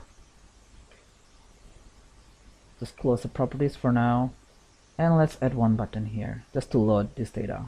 Okay, or let's call this parent, add parent, something like this. And here, so referring to the tree view again means the user form tree view one dot nodes dot. We'll use the add method here. So nodes basically are the ones that we've just seen now. All these are nodes that you see here, all the sample nodes. Okay, so going back here, dot add, and then here the relative relationship is going to be blank because this is a parent. This is the first node we're adding. It does not have, it cannot relate to anyone yet or any item yet. So the key here is always has unique. So you can add, for now we'll say A2. A2 is what we want to have it as a parent, and then the text that we want to display is also going to be A2. And the image, we have seen this from previous video. It's exactly the same method. You have to load it up to the image view first, and then you have to link it by index or by the name of the image here. Okay, now I'm gonna load this up and click on add, so you can see this value is being added here. Okay, now going back here, we can also change certain properties of this tree view. So we can see view, and then now the appearance could be, we already changed it to flat. We can change, we can add the checkboxes, then line style, let's have it at root like this. Let's see. Okay, so now we don't have any child yet, so we're not able to see it. Now let's add another button. We'll call this add children or child, whatever it is. And here we'll just replicate the same code, but this time we'll add this relationship. So instead of leaving this like the parent key blind, the relative, we'll just say that A2 is the relative, and then the relationship is going to be, so if you list the properties here, so tvw, and then this is the member that you can use, the child. Okay, so here the relative is A2, and then we want B2 to be the children. Okay, again, remember that the key has to be unique. So let's try this and see if it works. Child. Okay, just give me 1 second. Let's call the dot text, also value, maybe something like this. Okay, maybe that was it. Okay, so here's the parent node, and here's the child node. Let's loop through and then add this instead of like, let's say 2 to 25. Okay, so we'll quickly see dim, just quickly loop through from row number 2 till 25 like this.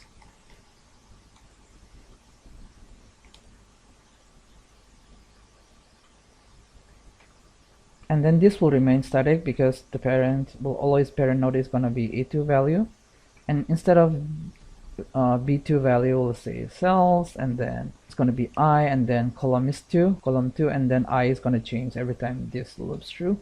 Dot value. Okay, so let's try this.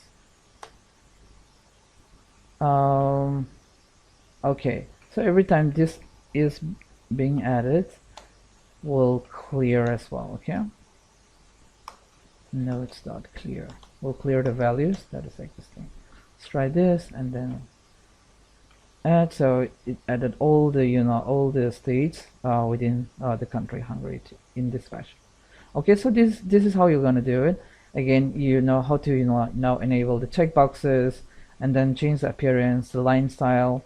All this could be like changed on runtime. So just if we do just a very quick example of 2 combo box, and then here we say if we want to see how it looks like, the appearance. So we'll just make this, the first one is, we'll just say the appearance to flat, and then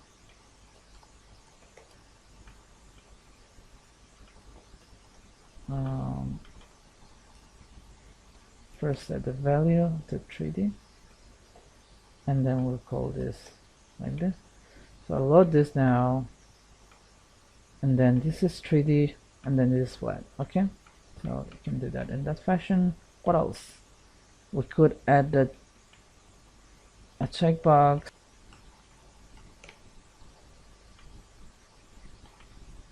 So here I can just say that whenever this is checked, I'll say the checkbox will be based on the checkbox if it is clicked or not. For example, like this. Load this. So if I check this box, uncheck this, it shows, like without the checkbox. So this is how it's gonna look without the checkbox. And maybe we can also do like the line style. So here, since this is about the appearance, we'll move this under one frame so that like the other option button still works like this, and we'll call this to appearance, something like this. Yeah, and now we'll add one more frame, or first let's add two options button, and we'll call this so first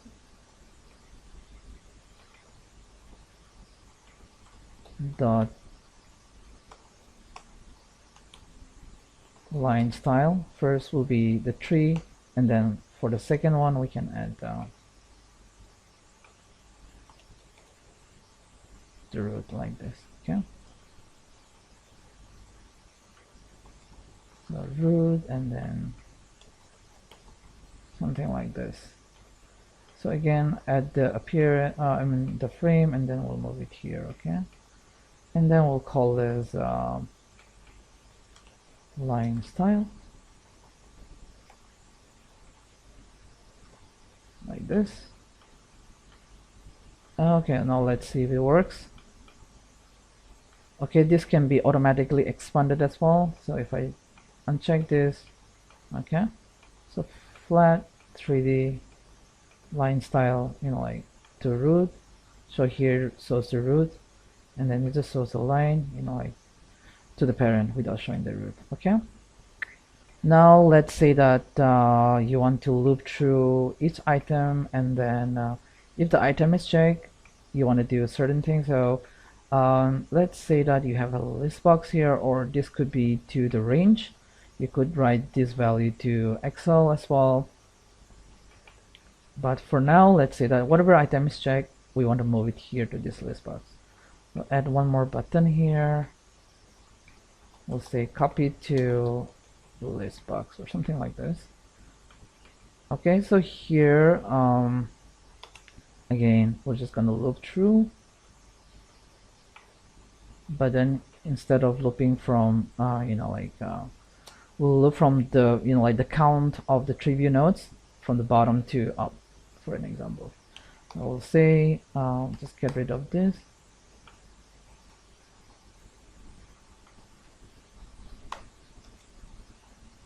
dot count to 1, okay, and then step -1. So from like total count of the tree view nodes to 1, it's going to loop, and then it's going to go like one step up. Okay, and now here we can say again, we'll just get this syntax, and then we'll say if when it's looping the index of that, if this particular is checked, we'll say that we'll just move this item to list box. We'll say, and then whatever was checked at that time, dot whatever the text of that particular control was. Again, you can get the key as well in the same fashion, and then as well as the index as well. So all these items are going to be useful when you have to manipulate things within the tree view.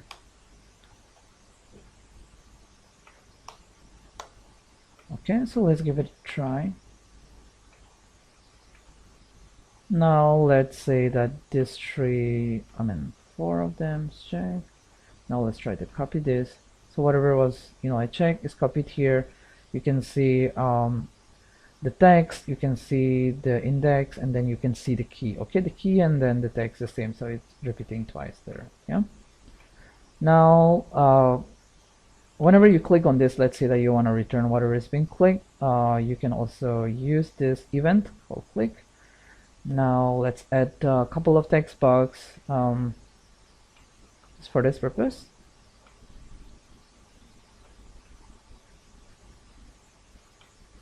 So I'll add 3 text box. We'll just quickly change the appearance to like this. So this is text box 1, 2, and 3. So here we can say, so first we're gonna add the value to text box 1. We'll say value is equal to, and then we'll add a tree view, whatever is selected at that point of time. So we will use this method, selected item dot text. Okay, like this. And then in the text box 2, we'll show the key, and then in the text box 3, whatever item is selected, we'll show the we can show the index as well, like this. Let's try. So if you look here for the page, and here you can see the key, the text, and then the index. So 1, 2 is the index. This 3, and then and so on. Okay, this is how you can read the selected item at that point of time as well. Okay, now let's quickly add one more item to remove the item. Let's say that you want to remove whatever is selected at that point of time. Remove node or something like this. Again, these are all demonstration. You can like play more and get more idea around this. Now for this one, we'll say that whatever is selected, right? So 3v1 dot nodes, and then we'll use this method remove, and then here we'll specify the index. Okay, so here we'll say me dot, we already know this, selected item dot index. So simple as that. Let's give it a try. Now let's say we want to remove this, we'll just select this and then remove, so it removed that item. So you can use that as well to remove an item. Now coming to the second part of our video, I'm going to quickly show you how to load this particular table here to the tree view. So if you look here, there's around 15,000 rows of data, and overall the cells count is around 92,000. Instead of looping through each cell and identifying the like the relationship and then adding them to the tree view, is going to take a lot of time. So the method that I'm going to show it to you now is going to be very efficient and really fast. So what I'm going to do now is, like, the background is to dump, like just to put all this data set into the memory using an array, and then from there we're going to further use like the scripting dictionary, basically just to identify on runtime if element exists, and then with that we will ensure that like only the unique items are being added as the parent, and then like all the unique items again will be added to the respective countries. Yeah, so going back to our form here, I'm gonna resize this away for a bit, replicate one more button here, and we'll call this load from worksheet, like this, load from sheet. Yeah, so when I click on this, I'll just get rid of the prior code here. I'm gonna basically just copy this code, just the initial part. Yeah, so here the appearance and everything we want, like the clearing and everything, we want the view to remain as it is. Now instead of like calling it from here, we'll call like a new program that we'll write now. So I'll insert a new module, and here we'll first declare a public variable. Let's call this countries data, something like this, as variant. Okay, and then we'll start writing our sub procedure. Let's call this load tree view data, something like this. And then first we'll assign a value here. So we'll say this is equal to range, like we'll load all the data from second row from A2 till this particular the end cell. So we'll say range, and then within this we'll say A2 is to this. Okay, so if I run this now and just look at this, you'll see that it has loaded the entire data set to the memory. Okay, so this is the last cell, the last row, so North America, and then this is the city. So if I go to the bottom cell, the first cell is North America, and then this is the city. Now if we go to the first, Tokyo, Asia, Japan, right, you'll see Asia, so this is the first like row. So you can just picture in your mind how this array table is going to look like in the same how you look here in the same fashion. Okay, so now this is not going to do as such. Now we're going to start using scripting dictionary. So first of all, you go to your reference and make sure that you have this Microsoft scripting runtime check. So this is for early binding. If you want to use like late binding, you can replace scripting runtime with object as well. That should be fine. Start off, we'll call this as scripting dictionary. Okay, and then we'll say maybe the key is variant. Now we'll set up our dictionary. Now we'll say set this equal to, and then we'll create an object like we did in our videos. Just copy this. Okay, so now we have declared the like the object, and then we set the set it up, and then now we are ready to like start using this dictionary. Okay, here we want to start looping through this array table. So we'll say dim maybe I array or array index, something like that, as long. So we're going to loop through the array. So we'll loop from 1 to, so ubound is going to return like the maximum count or like the total count of the array. Okay, so in the layman term, it's going to be like the last row within the table. So we'll say just return us the like upper bound of this particular array, and then now we're going to go to this. Okay, now from here, once it loops, we want to check if the element exists in the dictionary. If not, we're going to add an item to the dictionary, and then at the same time we are going to add it to our tree view. Okay, now if it exists, we don't want to re-add, so that to prevent duplication. If you look here, so column A is like 1, column 1, C is column 3, and then this is 6F, right? Coming here, we'll start our validation now. First, the value we're interested in is the index at that point of time, and then the continent is in column 1, right? And then L case is basically gonna make whatever value is at that point of time to the lowercase. We'll use this to validate, okay, so that like whatever we're adding is also in lowercase, and then whatever we're using on runtime is also lowercase. The data is going to be consistent. First, we're going to say if not, and then we'll start using our dictionary exists. Then here we'll just say this is our key, and then if it doesn't exist, then we'll say dictionary, we're gonna add, okay, and then the key and then the item. So we'll say this is our key, and then we can just leave this as like this. Okay, so basically this portion is going to validate if the name of that particular continent exists in the tree view at that point of time. If it is not, then it's going to add it to the dictionary, and then at the same time it's going to add it to our tree view. So if we go back to our tree view that we created, let's quickly just copy this code so that we don't have to rewrite this part. I'm going to copy this.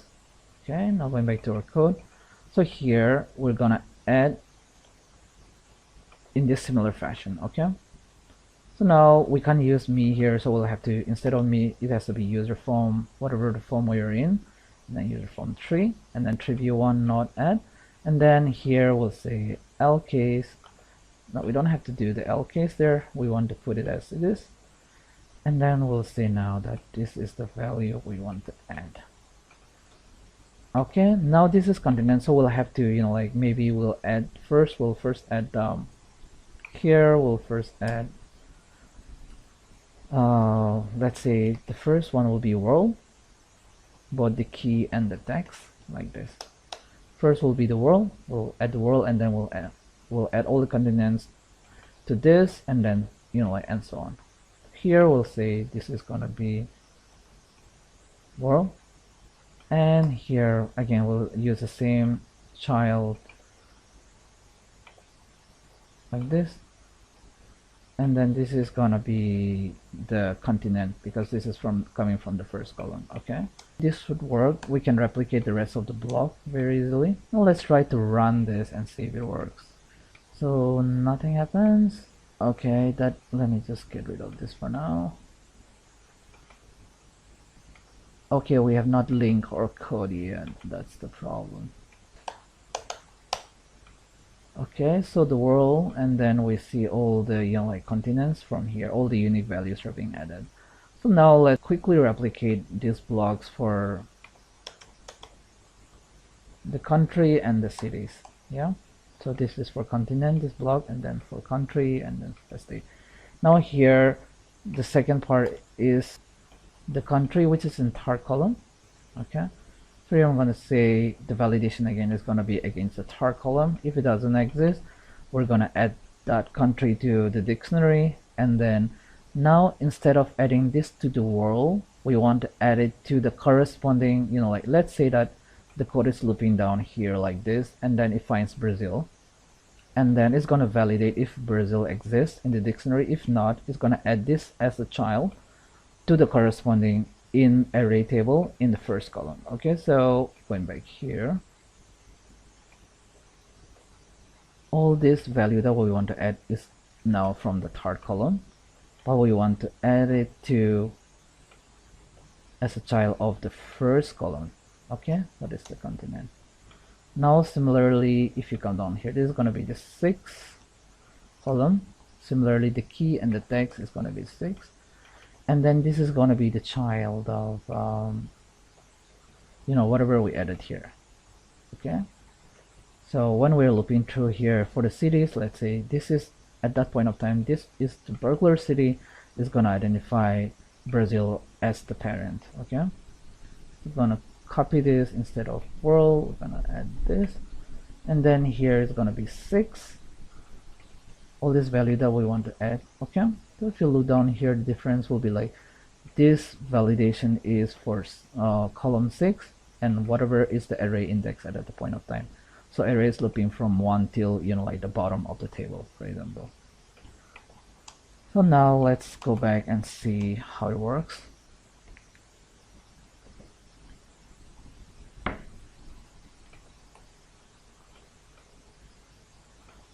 So this is again super quick. As you can see, that's added as for the table here at the back. If you go here, Asia, so Asia, and then Japan. So if I just expand Japan, you'll see Tokyo, and then I can't filter on this now, but these are Osaka. All these are Japanese cities, right? So this is one tip I wanted you to take away. If you're new to this is really powerful. You can use this for in so many purposes. I'll definitely encourage you, if you're new, to try out this method in other program as well. And if you have any questions, feel free to comment on the video below. I'll come back to you as soon as possible. And as always, I'm gonna leave this project for you to download and play around, and come back to me if you have any questions, and I'll be happy to come back to you as soon as possible. So that's all I have for you now in this video. Thank you so much again for tuning in and watching the video. Please leave a like if you found this informative, and we'll do more of these videos in coming days. Have a great day ahead. Bye bye. Hey guys, welcome back to VBA A to Z. I'm Long Pamay, and in this video I'll show you how to add a drag drop feature to reorder items within a list box, and also to move items from one list box to another. If you missed our prior videos, please find them from Professional UI/UX playlist. As always, project files and source codes are free for download and use. The The only request from you is to support my channel so I can keep sharing all these useful videos. So before we begin, please do not forget to subscribe and hit the bell icon for upcoming videos. In our previous videos, we've learned how to add a file drag drop feature to interface using a data objects method, and also I demonstrated how to add effects to menu buttons using a mouse move event. We'll use a similar approach and also learn more about cursor position to understand where the items needs to be added. It may sound a little bit complicated, but it's actually very simple. I'll start by giving you a small demo, firing up our first form. Here you can drag and drop any of the items within the list box to reorder them. So let's say we want to move Vince up to the third position here like this, or you can bring down this Geraldo down here and so on. Okay, and the other one here. In this we have two list box. Instead of reordering within the same list box, you can drag and drop, like items from one list box to another. So let's say that we want to do this with Mayra like this, or let's say like this. Okay, so this can be easily accomplished using maybe adding a button here as well without using a drag drop. But this is a very handy and very convenient feature that you can add to improve user experience. The code is ready to use. You can simply download the project and change the name of the list box and start using it. But I'm gonna quickly tell you what are the things that you need to change and things you need to watch out, and then how I have designed this and approached this. Okay, for that I'm gonna insert a new user form, and here let's add a list box, a dummy list box, and change the special effect there. Make it smaller like this. Okay, and then let me take the code from here for just loading the dummy data so that we don't have to rewrite this part.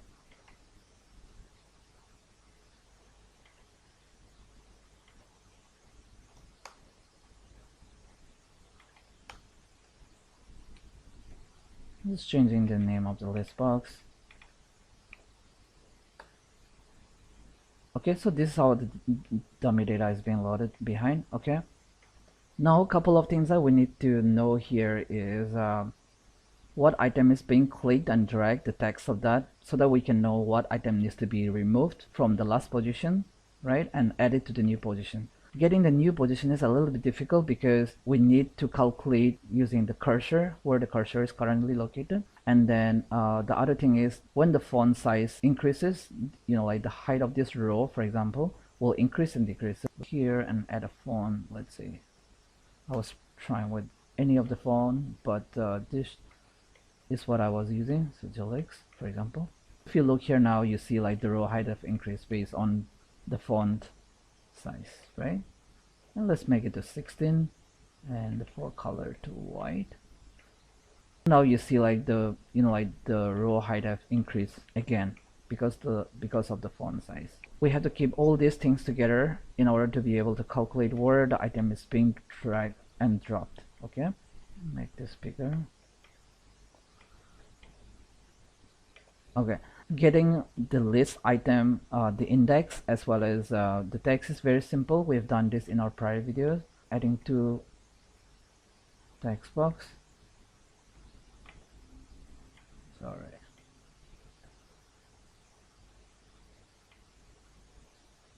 Let's change the behavior again to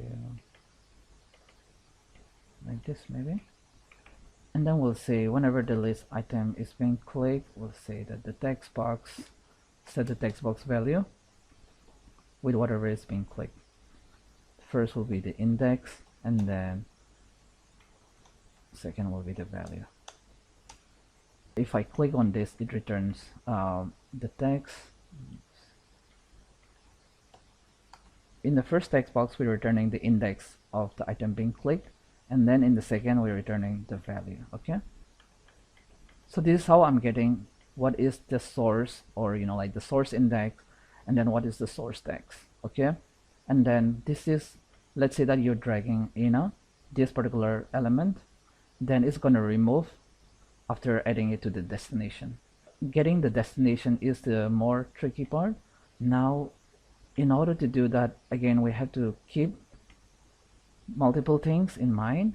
That is the font size, and then where the cursor is at that particular point of time. This text box 3, 4, and 5. Okay, going back again, when you go to list box and then use the mouse move here, you'll see that there are, you know, like couple of things that you can use from here. These are gonna return where, you know, like based on the mouse move, it's gonna return the button it's being clicked, and then the saved behavior, and then X and Y coordinates of the cursor.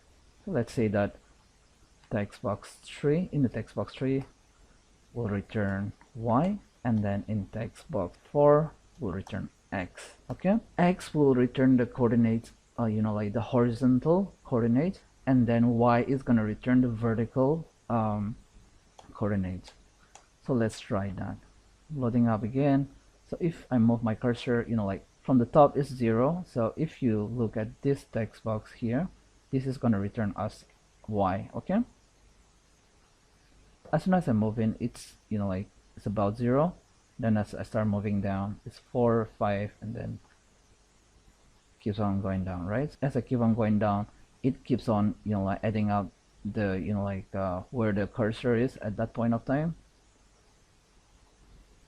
from the top. Okay, like this. Now if I move away from the left side like this, it, you know, like X return us the horizontal position of the mouse like this.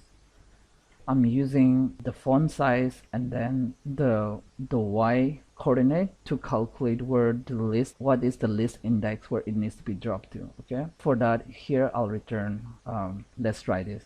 So what I've done here is,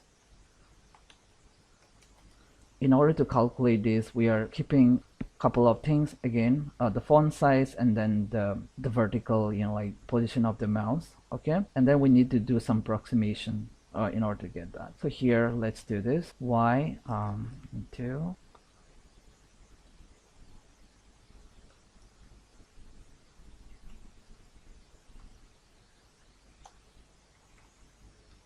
convert this to number.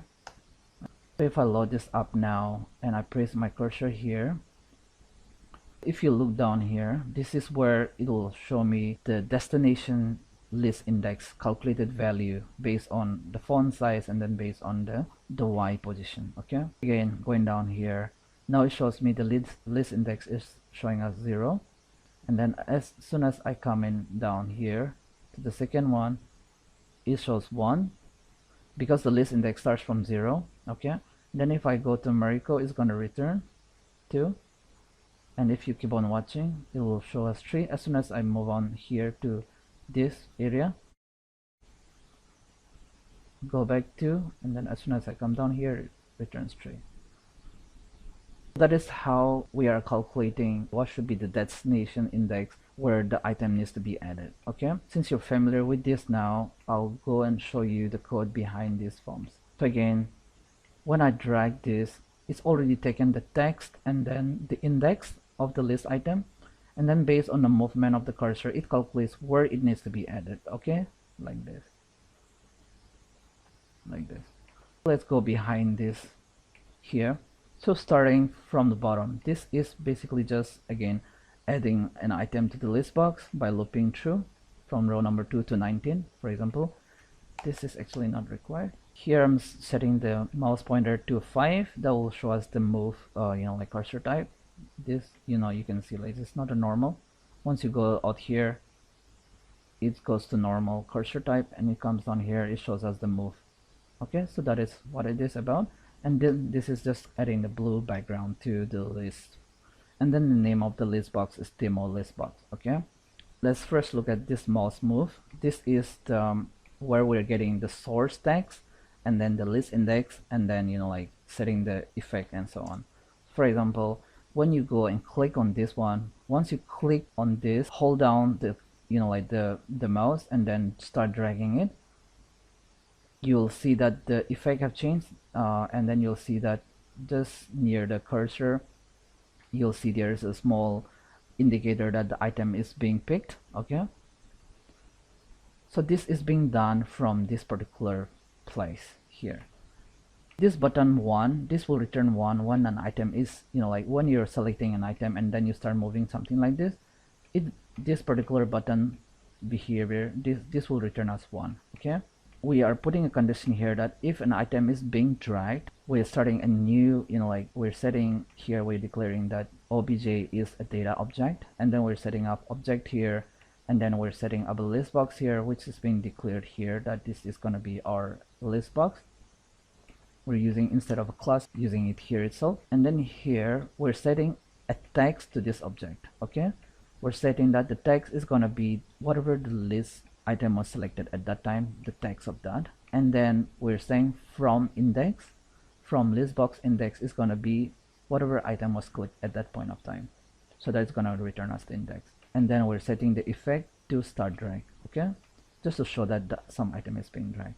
This portion takes care of whatever is, like our source. Okay, and then if you come up here, you'll see that first, before drag, is setting the cancel mode to true, and then the effect is setting to, like drop effect move. And then in this code here, before drop or paste, in this here we are calculating again the same thing that we went through with this particular demo list box.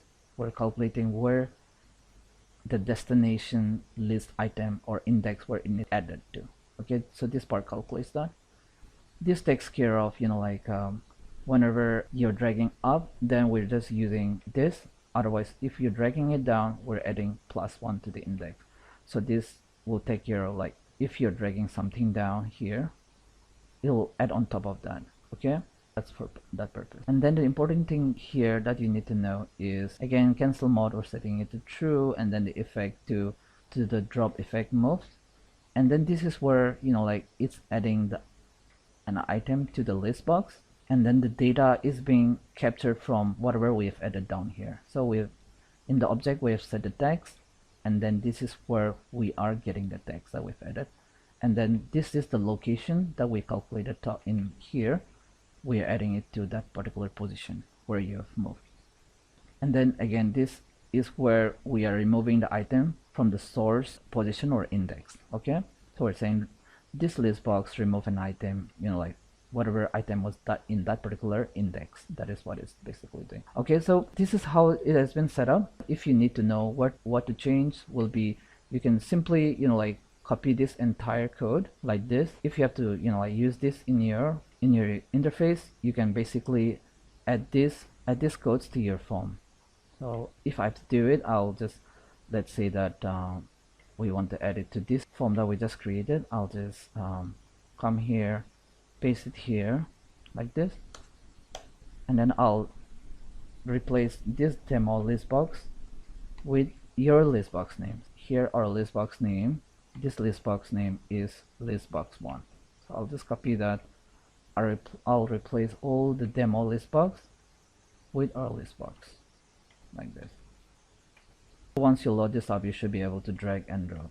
Okay, if you already have your code with the mouse move, or like with the like this events, associated events, then what you can do is you can just simply copy this and then paste it within those particular blocks. Okay, now coming to the second part of this, again, this is pretty much the same concept. The only thing that we need to know is, like, we have more blocks for 2 list box. So if we come down here, you'll see here's for a list box 2, and then here's for list box 1. Again, same thing, we're setting up the text, then we're getting the index. We're setting the index from index, so that later on we can remove that, and then we're setting out the behavior. Same thing with the list box 2. And then here we're, like exactly the same thing.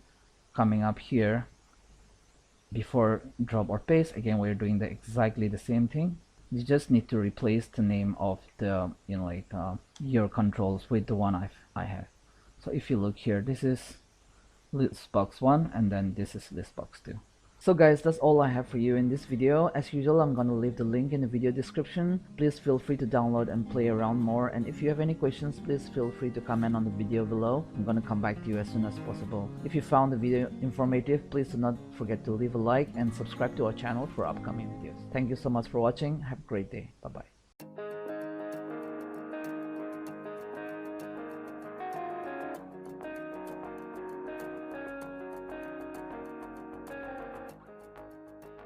Hey guys, so as promised, I've uploaded all the materials that we use for episode 6 to 10, okay, for all the 5 videos. So this is one particular file. So I've uploaded this content. You'll find the link in the video description. Let me go to and show you how to, use this. So once you open that link from the video description, you just click on this icon or click on download. So once it's downloaded, it's gonna go to your downloads folder. You can click here. I'm using Chrome and in downloads, okay? So once you have this file downloaded, you right click and extract this. I'm using WinRAR, you can use any of this extractor to extract the zip folder into a folder. So extract this into one folder like this. So this is a folder. So just note that all these contents needs to be within the same folder. For example, if this file goes out here, if you copy this file somewhere and try to load this form, enable the content, and you run the form, it's going to give you an error because it will not be able to find the objects that is needed for all these controls. Okay, so now I'm going to delete this. So make sure that all the files are within the same folder. Double click on this file, enable this, and then press Alt F8, and then once you select the first one, it's going to load up the form in full screen like this. And if you want the form to open up without full screen, run the second one, and the form is going to open up like this. Okay, so I hope you found this useful. If you have any questions, please feel free to comment on those videos so that I can reply to you as soon as possible. And if you have any suggestions, any feedback, please email me. I'll be happy to I come back to you as soon as possible.